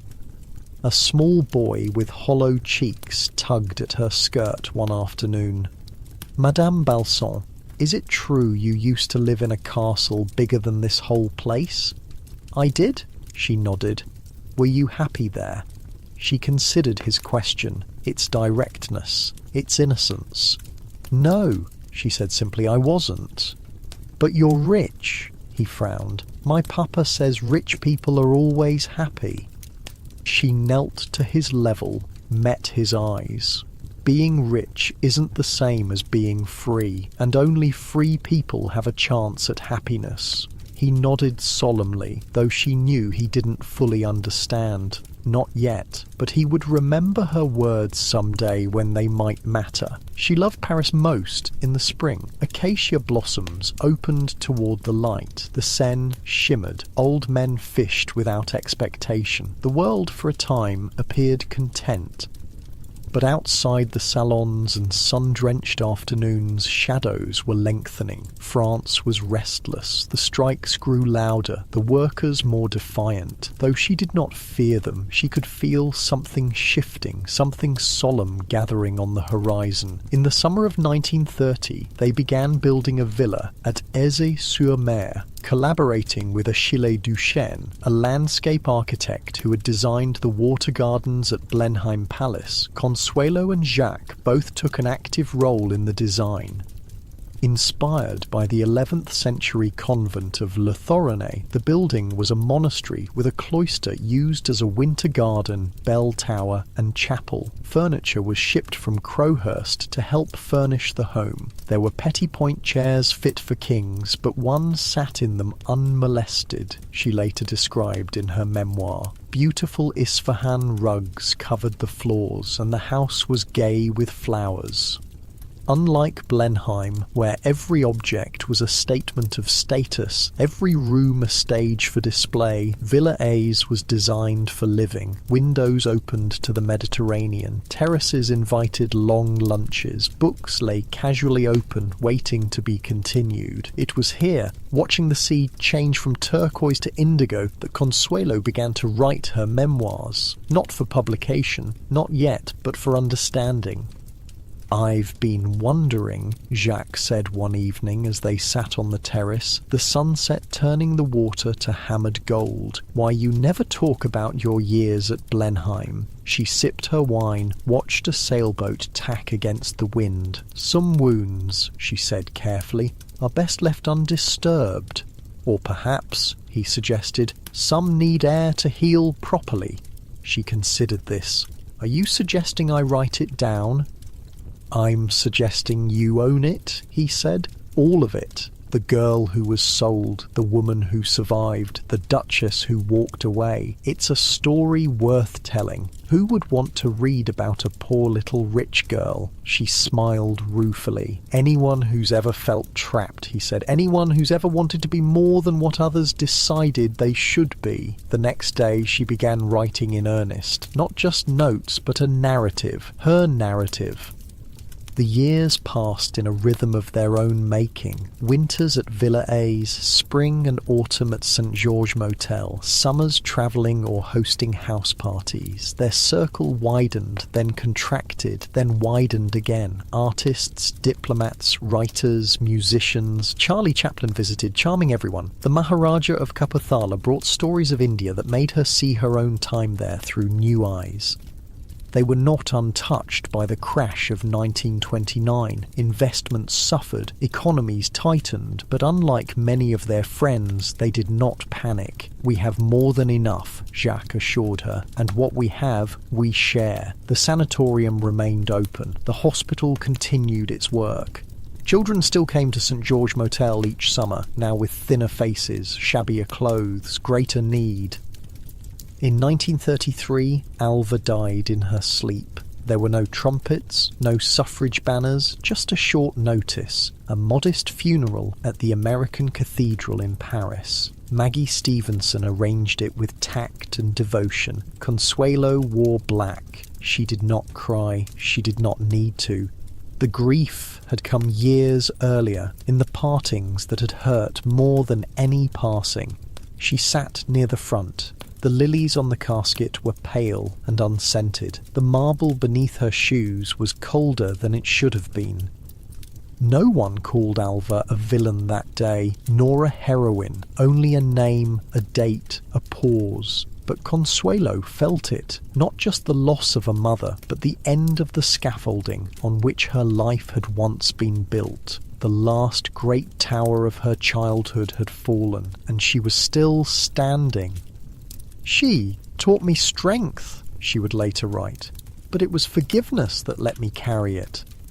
They returned to St. George Motel after the funeral. Jacques poured brandy, built a fire, though the evening was mild. They sat in comfortable silence, the kind only possible between people who have nothing left to hide. "Do you think," she asked finally, "she ever regretted what she did, forcing me to marry Sonny?" Jacques considered his answer carefully. "I think," he said, "she regretted her methods but not her goals. She wanted you to have power, security, position. She didn't understand that those things without choice are just another form of prison." Consuelo nodded, watching the flames dance. "She helped with the annulment. That was something." "That was everything," Jacques corrected gently. "It was her way of giving you back what she had taken." They sat together as the fire burned low. Outside, an owl called across the parkland. Inside, two people who had found each other against all odds held space for what had been lost and what had been found. The shadow of another war began to stretch across Europe, first as whispers, then as headlines, then as marching boots and raised voices. They read the papers, listened to the radio, watched the changing faces around them. Friends returning to Germany suddenly stopped writing. Czech acquaintances spoke in worried tones. Polish diplomats cancelled visits. In Paris, refugees began arriving. First a trickle, then a stream. Writers, artists, musicians, scientists, Jews, socialists, homosexuals, intellectuals, anyone deemed undesirable by the new order rising in the East. Consuelo and Jacques opened their doors, not just to the titled or famous, but to anyone who needed shelter, a meal, a moment to breathe before continuing the journey. "We can't save everyone," Jacques warned as their guest list grew. "No," she agreed, "but we can save some, and that's not nothing." Their work at the hospital took on new urgency. They added beds, trained more nurses, stockpiled medical supplies. Without speaking it aloud, they prepared for what they both knew was coming. In the summer of 1939, they spent long days at St. George Motel. The children's camp continued, though many parents kept their children close that year. Those who came were thinner, quieter, their eyes older than their years. Winston Churchill visited in August, painting the chateau in the summer light. His brushstrokes were broad, confident, capturing the golden stone against the green backdrop. But his conversation was grave. "It's coming," he told them over dinner on the terrace. "Not a question of if, only when." "And England?" Jacques asked. "Will fight," Churchill said simply. "Must fight." "And France?" Consuelo asked, though she already knew the answer. Churchill looked at her with eyes that had seen too much. "Will fall," he said quietly. "Not because Frenchmen lack courage, but because their leaders lack vision." They did not argue. They had seen the divisions, the political paralysis, the failure to prepare. That night, after Churchill retired, they walked in the garden under a sky brilliant with stars. "We should go to America," Jacques said, "before it's too late. And leave all this." She gestured to the chateau, the gardens, the hospital they had built, the lives they had touched. "If necessary," he nodded, "things can be rebuilt. Lives cannot." She knew he was right, but still she hesitated. "This is our home." "Home," he said gently, "is wherever we are together." They made plans quietly, carefully, not in panic, but in practicality. American passports were updated, funds were transferred, arrangements were made for staff, for patients, for the children in their care. They told no one, not wanting to spread fear, but they watched and waited, ready to move when the moment came. In May 1940, that moment arrived with brutal swiftness. The Germans broke through at Sedan. The French army collapsed. Refugees clogged the roads south. They were at St. George Motel when news came that Paris would fall. There was no time for sentiment, only for survival. They packed one car with essentials, clothes, documents, medicines, a few treasured photographs. Jacques brought maps, cash, his pilot's instincts for navigation. As they prepared to leave, a young mother appeared at their door, two small children clinging to her skirts. "Please," she said, her voice barely audible. "They're looking for my husband. He's Jewish. We have nowhere to go." Consuelo looked at Jacques. He nodded without hesitation. "You'll come with us," she told the woman. "We'll find a way." The children were squeezed into the back seat, wide-eyed and silent. The mother sat between them, holding their hands. As they drove away, Consuelo looked back at St. George Motel, its windows reflecting the morning sun, its gardens in full bloom. She did not know if she would ever see it again. "I left Blenheim without a backward glance," she told Jacques, as the chateau disappeared around a bend in the road.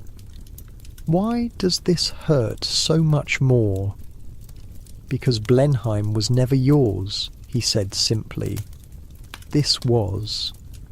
They joined the exodus south, a river of humanity flowing away from the advancing German army. Cars, carts, bicycles, people on foot carrying whatever they could. The roads were choked. What should have been a 6-hour journey took 3 days. They slept in the car, shared their food with fellow refugees, helped push vehicles that ran out of fuel. The woman and her children, her name was Sophie, her boys Thomas and Michelle, remained quiet, watchful, as if afraid that making any sound might bring disaster upon them all. At a checkpoint, a French officer examined their papers with weary eyes. "Balsan," he said, recognition flickering. "The aviator," Jacques nodded. The officer glanced at Consuelo, then at Sophie and the children. Something passed between the men, an understanding. "Go through," he said, handing back their documents. Quickly, they reached the Châteauroux, where a friend had a house in the war zone. The place was a sanctuary in chaos, a moment of pause in the headlong flight. Sophie put her children to bed in a real room with clean sheets. They fell asleep instantly, exhausted by fear and motion. "Thank you," she told Consuelo as they sat in the kitchen drinking tea that tasted of normalcy. "I don't know what would have happened to us." "Don't thank me yet," Consuelo said. "We're not safe. None of us are." "But you didn't have to help us," Sophie insisted. "You could have saved yourselves." Consuelo thought of all the people who had never helped her when she was trapped, of all the doors that had remained closed, of all the voices that had remained silent. "Actually," she said, "we did have to help. That's what being human means." The next day, they continued south, aiming for the Spanish border. If they could reach Spain, they could reach Portugal. If they could reach Portugal, they could find passage to America. But Spain was not welcoming refugees, especially not Jewish ones. They would need to cross the Pyrenees on foot, through mountain passes guarded by both German and Spanish patrols. Jacques knew people, fellow pilots, resistance fighters already organising. Arrangements were made, guides were found, money changed hands. They abandoned the car, taking only what they could carry. Sophie's boys were too young to walk far, so Jacques carried Thomas on his shoulders while Consuelo took turns with Sophie carrying Michelle. The mountain path was steep, treacherous in the summer heat. They moved only at night, hiding during the day in shepherds' huts or caves or dense forest.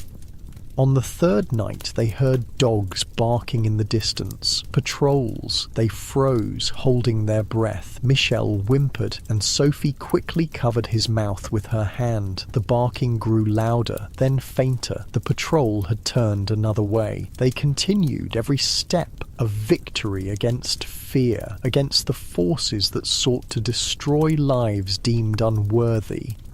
When they finally crossed into Spain, there was no celebration, only exhaustion and the knowledge that they were still far from safe. From Spain to Portugal, from Portugal to a ship bound for New York. Each stage of the journey brought new challenges, new papers to procure, new bribes to pay, new officials to convince. But they had resources others did not. Money, connections, American passports. And they used every advantage, not just for themselves, but for Sophie and her boys and for others they met along the way. "I never thought," Sophie told Consuelo one night on the ship, as they watched the endless Atlantic, "that I would be saved by a duchess." Consuelo smiled. "I'm not a duchess anymore, just a woman who remembers what it's like to be trapped." As the ship approached New York Harbor, Consuelo stood on deck in the early morning light. The skyline emerged from the mist, the Statue of Liberty holding her torch against the dawn. She had left America as a teenage bride, sold for a title. She returned as a woman who had built hospitals, saved lives, found love on her own terms. "Full circle," Jacques said, coming to stand beside her at the rail. "Not quite," she corrected. "Circles end where they begin. I'm not the same person who left."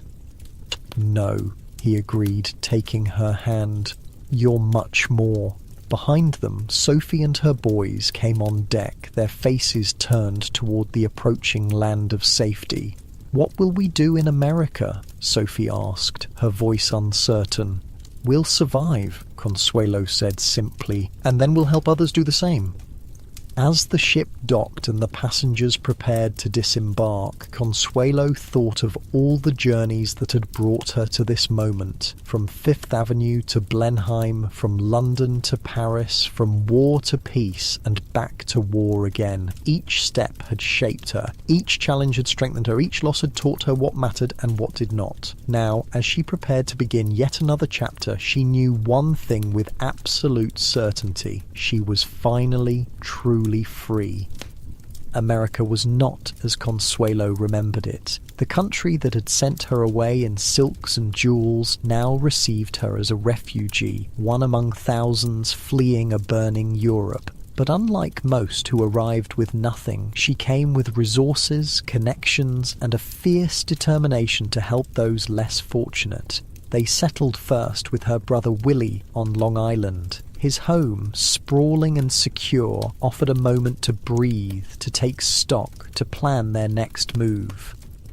Sophie and her boys were given a cottage on the grounds. Jacques helped the boys build model airplanes. Consuelo taught Sophie English. In the evenings, they listened to war news on the radio, marking maps with pins, watching Europe disappear beneath the Nazi tide. "I keep thinking about St. George Motel," Consuelo told Jacques one night as they walked along the shore. "The children who came to our camp, the hospital, what's happening to them all?" "Some will survive," he said. "Some won't. We did what we could." "It doesn't feel like enough." He took her hand. "It never does." The Red Cross asked for her help coordinating relief efforts for France. She said yes without hesitation. Her fluent French, her connections on both sides of the Atlantic, her experience managing large-scale projects during the previous war, all made her invaluable. She established an office in Manhattan, gathered volunteers, organised shipments of medical supplies and food. She wrote letters, made calls, pulled strings. She used every connection, every favour owed, every resource at her disposal. Mrs. Balsan, a young volunteer, asked one day, "Is it true you used to be a duchess?" Consuelo looked up from a stack of invoices. "A lifetime ago," she said, "but you gave it up." "I didn't give up anything worth keeping." The woman nodded slowly. "My fiancé is in the Pacific. Everyone says I should wait for him, that it's my duty." "Do you love him?" Consuelo asked. "I thought I did. Now I'm not sure." Consuelo set down her pen. "The only duty that matters is the one you owe yourself. Everything else is just other people's expectations." As the war intensified, news from France grew sparse. St. George Motel had been requisitioned by German officers. Villa Aise was occupied. The hospital continued to operate, but under strict German supervision. Friends disappeared. Letters went unanswered. Rumours filtered through Switzerland of arrests, deportations, executions. Jacques received word that several of his fellow pilots from the Lafayette Escadrille had joined the resistance. Some had already been captured, tortured, killed. "Should we have stayed?" he asked Consuelo one night. "Should we have fought?" "We are fighting," she said, "just not with guns." Through the French Relief Fund, they raised millions of dollars, sending aid through neutral channels, supporting underground networks, helping refugees establish new lives in America. Sophie's husband was among those they helped locate and extract. A mathematician who had worked at the Sorbonne, he had escaped to unoccupied France, then to Portugal. The reunion at the pier in New York was a moment of pure joy amid so much darkness. "You saved my family," he told Consuelo, his voice breaking. "How can I ever repay you?" "Live well," she said simply. "That's payment enough." In 1942, they decided to move south. The Long Island winters were harsh, and Jacques' health was showing signs of strain. They found property in Manalapan, just south of Palm Beach, Florida. Records show that in 1942, Consuelo built a house there designed by architect Maurice Fatio. Named Casa Alva, in honor of her mother, the 26,000 square foot mansion became their wartime haven. Unlike the palaces of her past, Casa Alva was designed for comfort, not show. The rooms were airy, the furnishings chosen for beauty and utility rather than pedigree. The gardens stretched to the water, filled with tropical flowers and fruit trees. Local children were invited to swim in the pool, to picnic on the lawn. Veterans convalescing at nearby hospitals came for weekend retreats. The house hummed with activity, with purpose. "I never thought I'd build another big house," she told Jacques as they watched the construction. "After Blenheim, I swore I was done with palaces."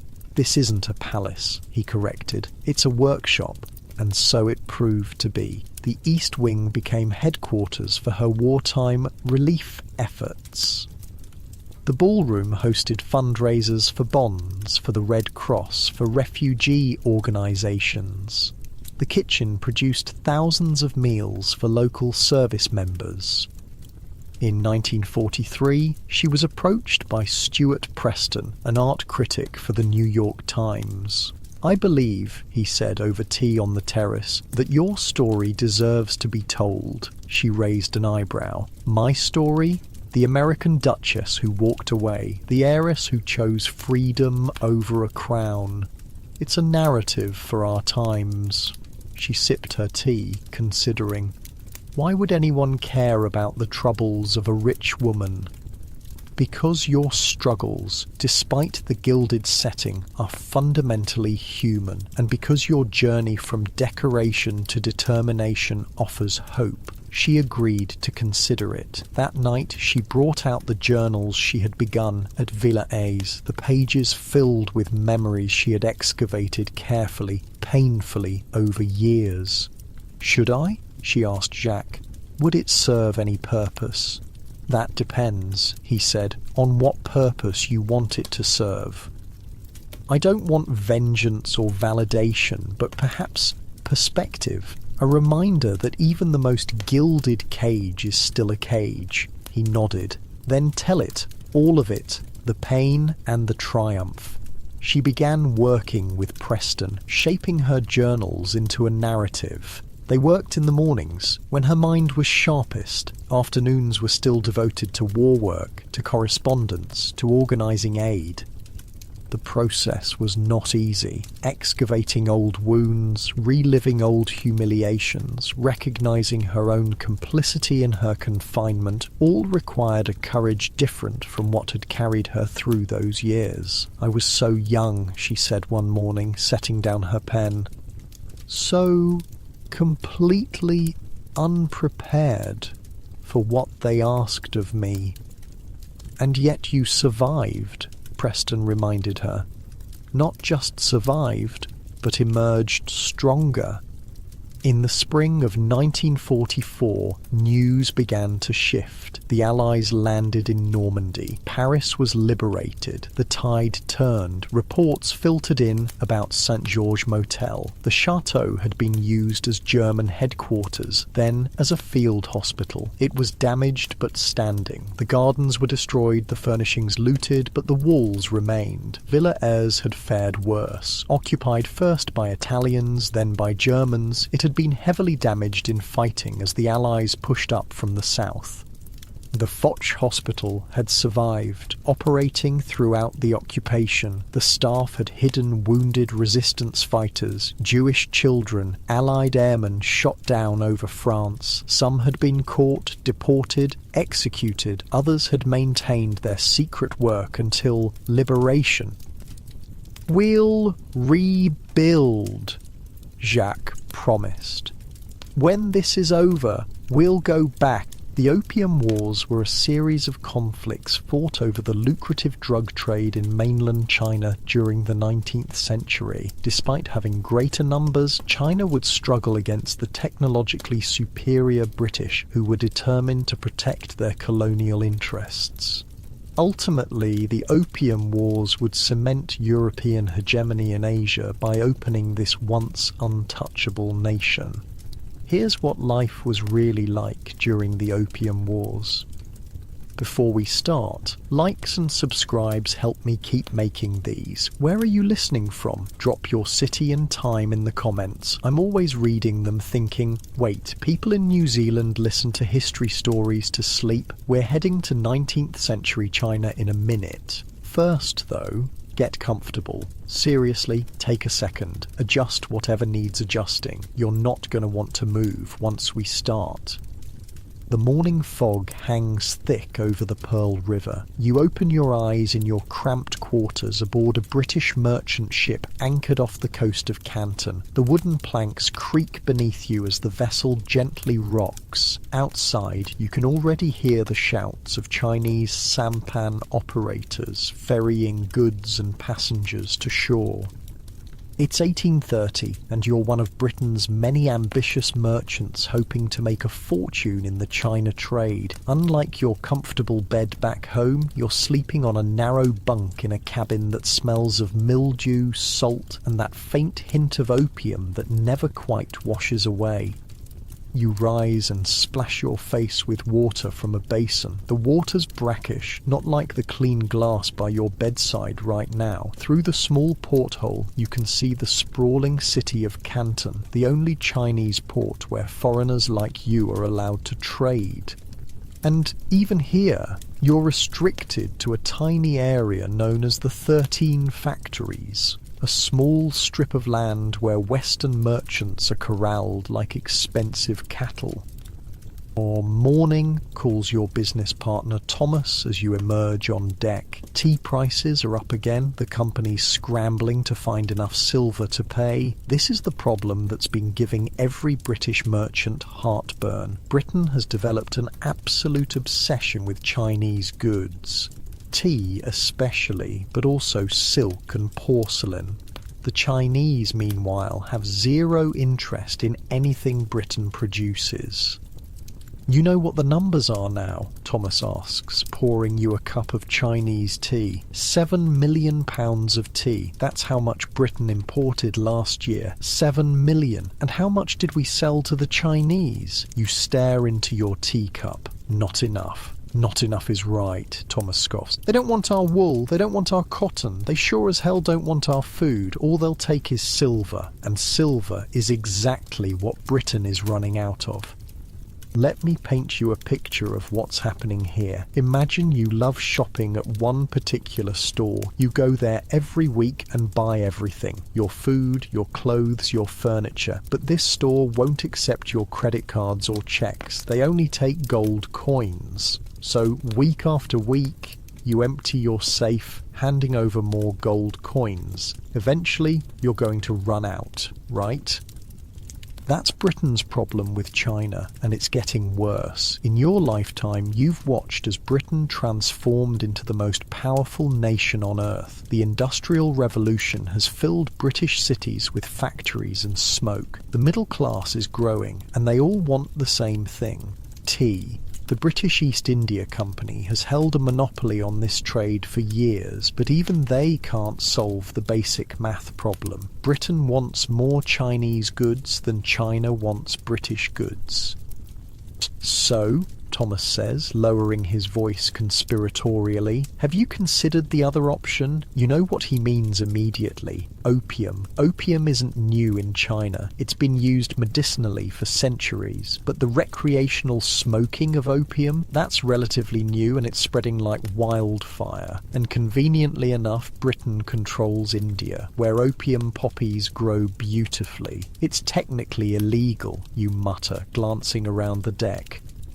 Thomas laughs. So is breathing Chinese air without the emperor's permission. Look, everyone's doing it. We buy opium in India, sell it to Chinese smugglers here, then use that silver to buy tea. The company gets its tea, Britain keeps its silver, and we make a fortune in between. He's not wrong. Despite the Chinese emperor's official ban on opium in 1796, by the 1820s, opium has become Britain's unofficial solution to its trade problem. And it's working. The trade deficit is reversing. "Have you seen an opium den yet?" Thomas asks. You shake your head. "Come on then," he says, heading toward the ship's boat. "Educational purposes only." The trip to shore in the small rowboat takes about 20 minutes. The water of the Pearl River is brown and clouded with waste from the thousands of boats and the city itself. Not exactly the crystal clear waters of vacation brochures. Canton sprawls before you, a city of over 1 million people crammed into narrow streets and alleys, but you won't be seeing much of it. As a foreign devil, or fan gui as the Chinese call you, you're restricted to the small trading area near the waterfront. "This way," Thomas says, leading you through the narrow streets of the foreign quarter. You pass other Europeans in Western dress, Chinese merchants in traditional robes, and street vendors selling steaming bowls of congee and dumplings. The smell hits you first, a sickly sweet aroma that reminds you vaguely of burning sugar and something more medicinal. Thomas ducks down an alleyway and knocks 3 times on a nondescript door. It opens just enough to reveal a pair of suspicious eyes. Thomas mutters something in pidgin Chinese, and the door swings open. Inside, the room is dimly lit and hazy with smoke. On simple wooden platforms lie perhaps a dozen Chinese men, each with a long pipe, their eyes glazed over in various states of intoxication. "Jesus," you whisper. "British entrepreneurship at its finest," Thomas says with a smirk. "From India to China to Britain's teacups, the perfect triangle." You're watching the destruction of lives in real time. Some of these men look like they haven't moved in days. Their skin is sallow, their bodies thin. They get addicted fast, Thomas explains, speaking as if discussing the weather. Once they start, they need more and more. Good for business, obviously. "How much is coming in now?" you ask. "About 4,500 chests per year. Each chest holds around 140 pounds of opium." Do the math. That's over 600,000 pounds of opium pouring into China annually, and growing. The Chinese government is trying to stop it, Thomas continues as you leave the den, the sweet smoke clinging to your clothes. But their own officials are getting rich off bribes. Hard to stop something when the people enforcing the ban are taking payoffs to look the other way. Back in the foreign quarter, you pass the offices of Jardine, Matheson & Co., one of the largest British trading firms. They've built a fortune on opium. Their ships sail from India laden with the drug, transfer it to smaller vessels outside Chinese waters, then Chinese smugglers bring it ashore at night. The emperor can ban it all he wants, Thomas says, but as long as Chinese people want to smoke it and Chinese officials want bribes to ignore it, the trade will continue. You stop at a tea house where several British merchants are gathered around a table, arguing heatedly. The company's monopoly is ending next year, one says. Parliament's opening the China trade to everyone. About bloody time, another replies. The East India companies had their chance. Let the rest of us have a go. This is big news. Since 1600, the British East India Company has had a stranglehold on trade with the East. Its monopoly made it effectively a state within a state with its own army and territories. But times are changing. The idea of free trade is taking hold in Britain, and monopolies are falling out of favour. What none of you realise yet is how this change will accelerate events. With the company's monopoly gone, more British merchants will flood into China, all competing for profits, and many will turn to the one commodity guaranteed to make money: opium. Mark my words, on board.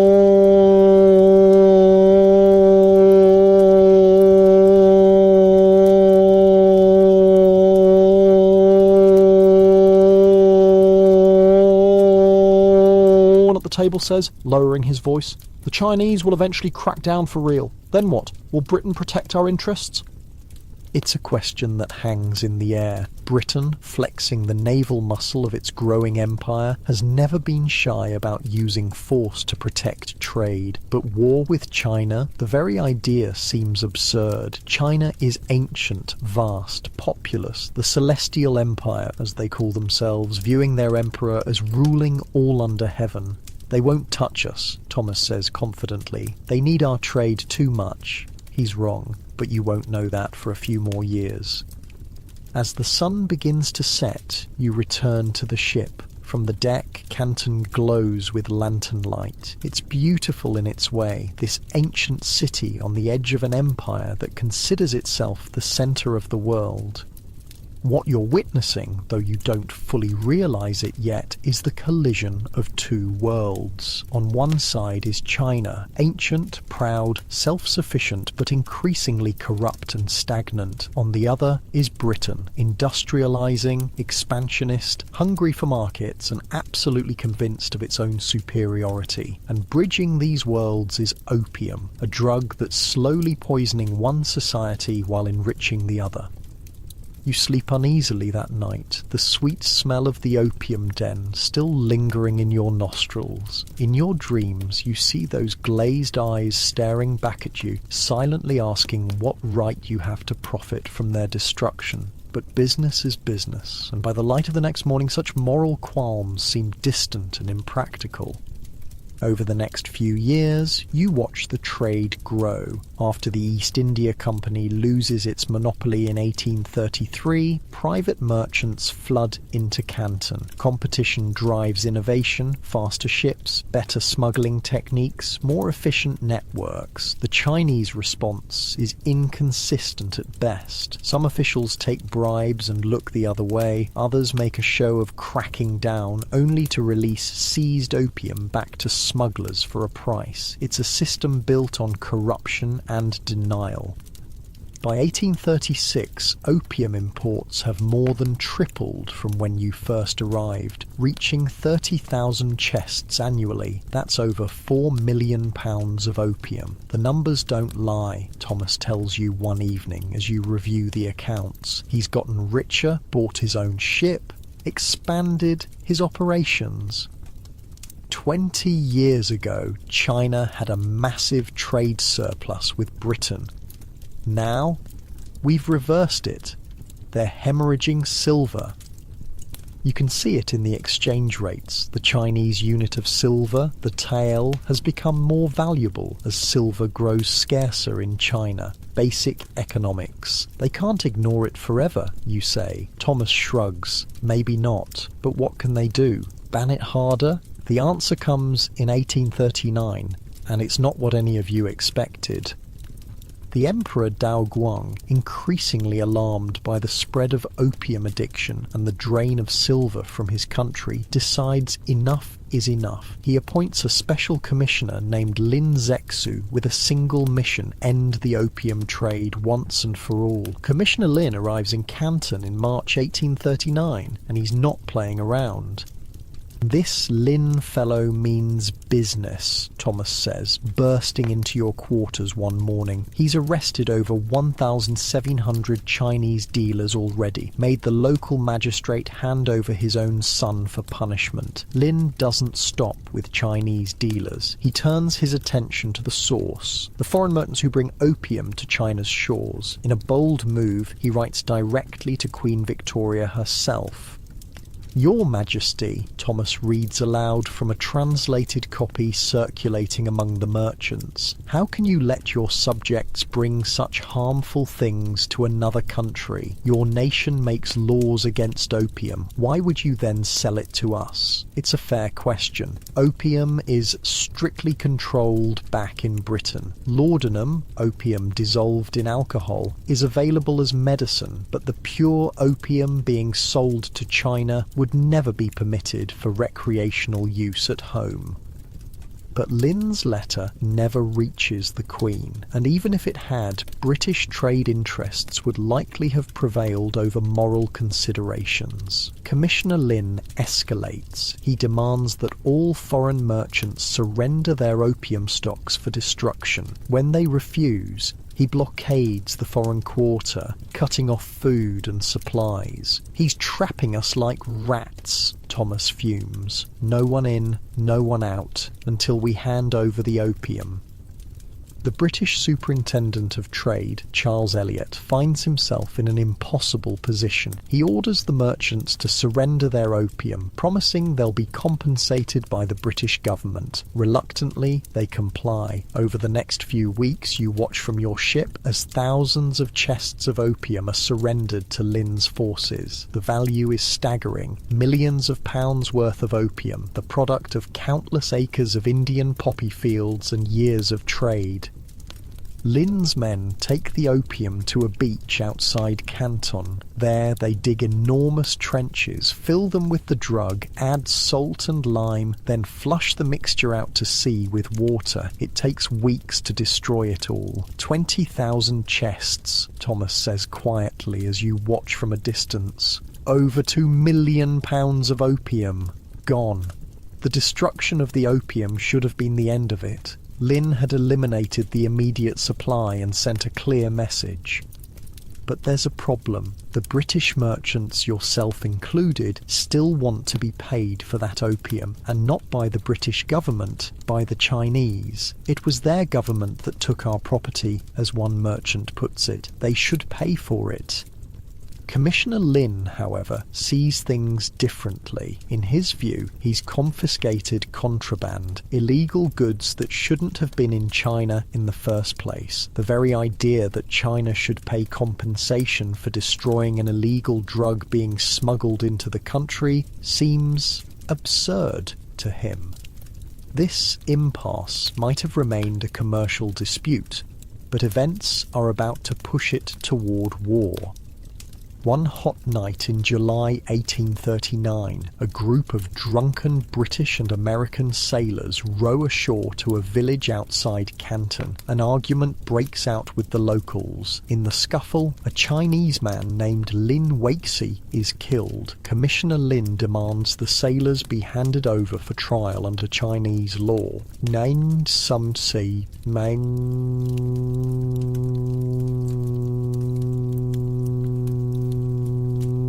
could mean execution. "They'll behead them all," Thomas exclaims when the news spreads through the merchant community.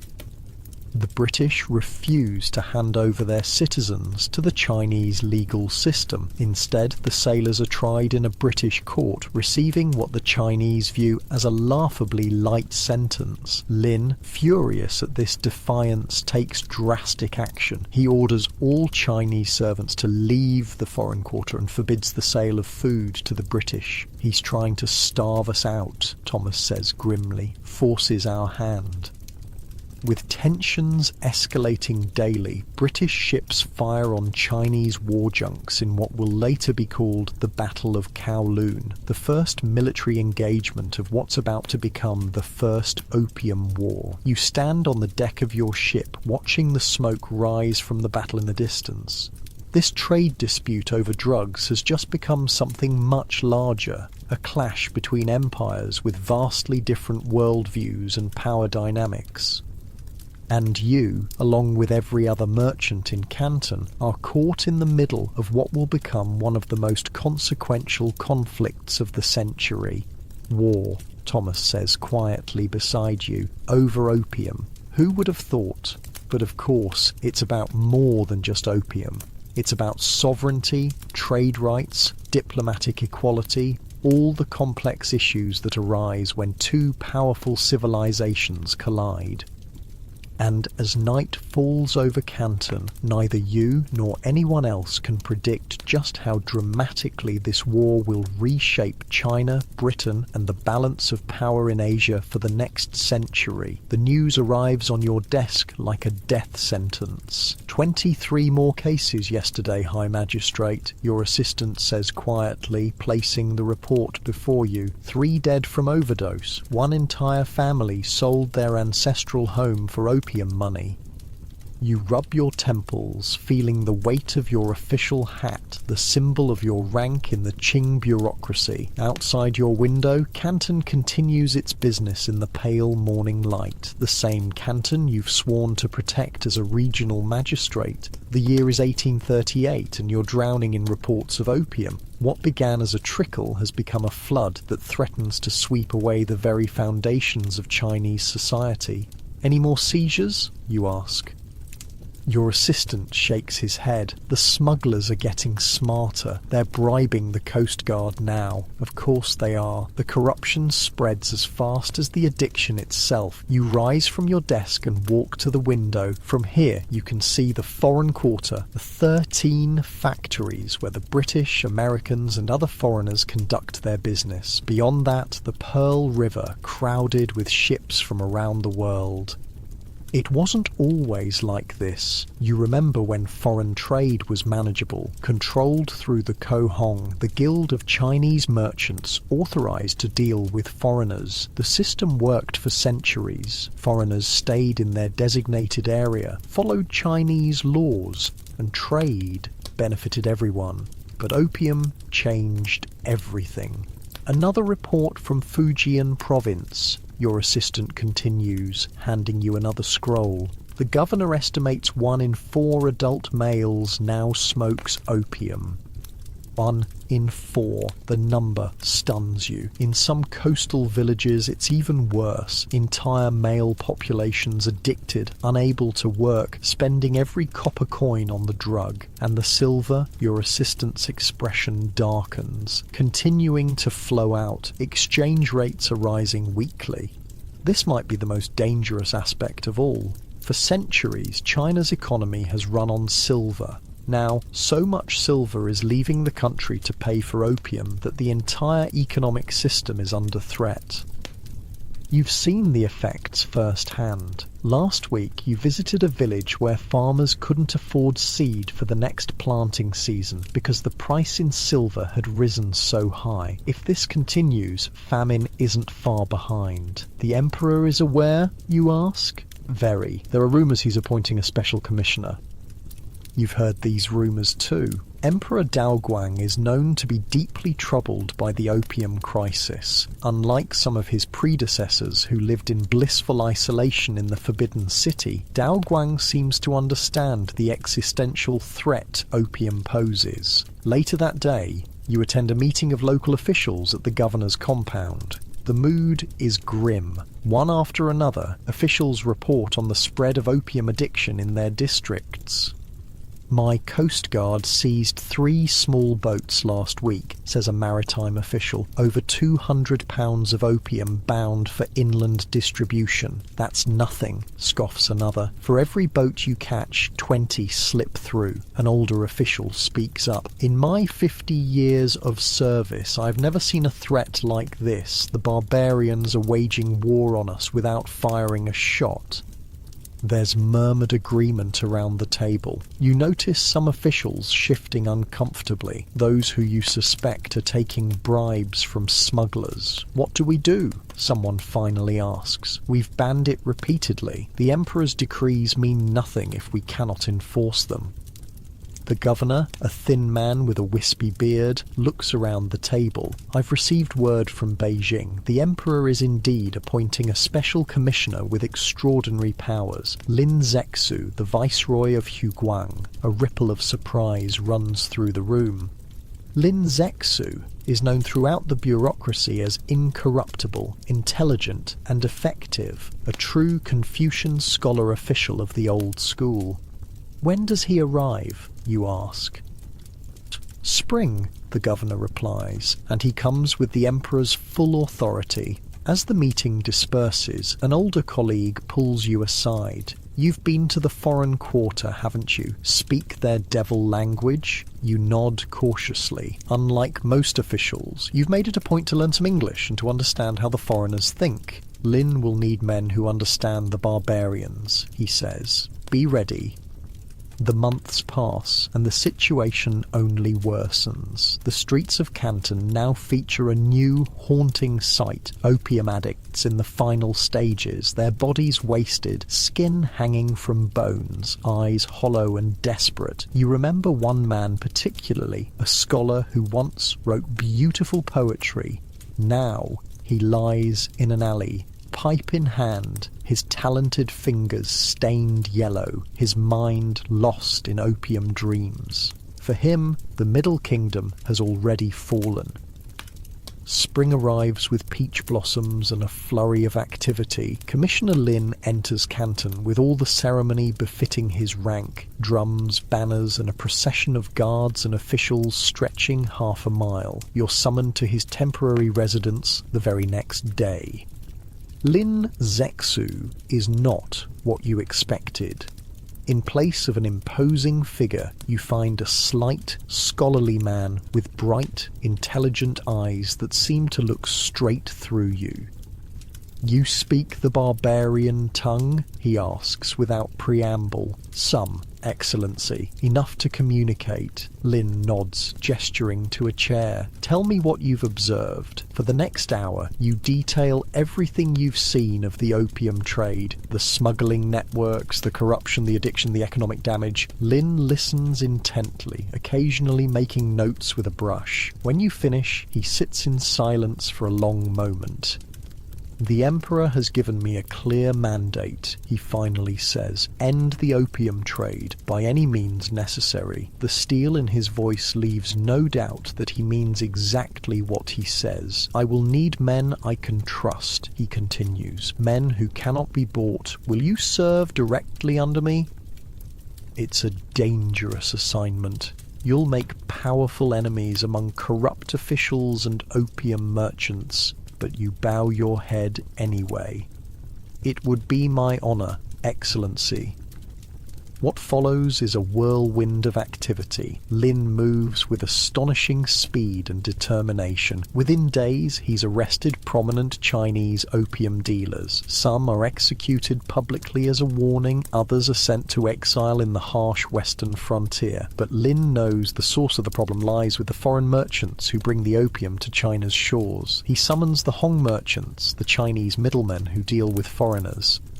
"You will deliver this command to every foreign factory," he tells them. "Surrender all opium in their possession within 3 days. Further, they must sign bonds promising never to bring opium to China again on penalty of death." The Hong merchants blanch.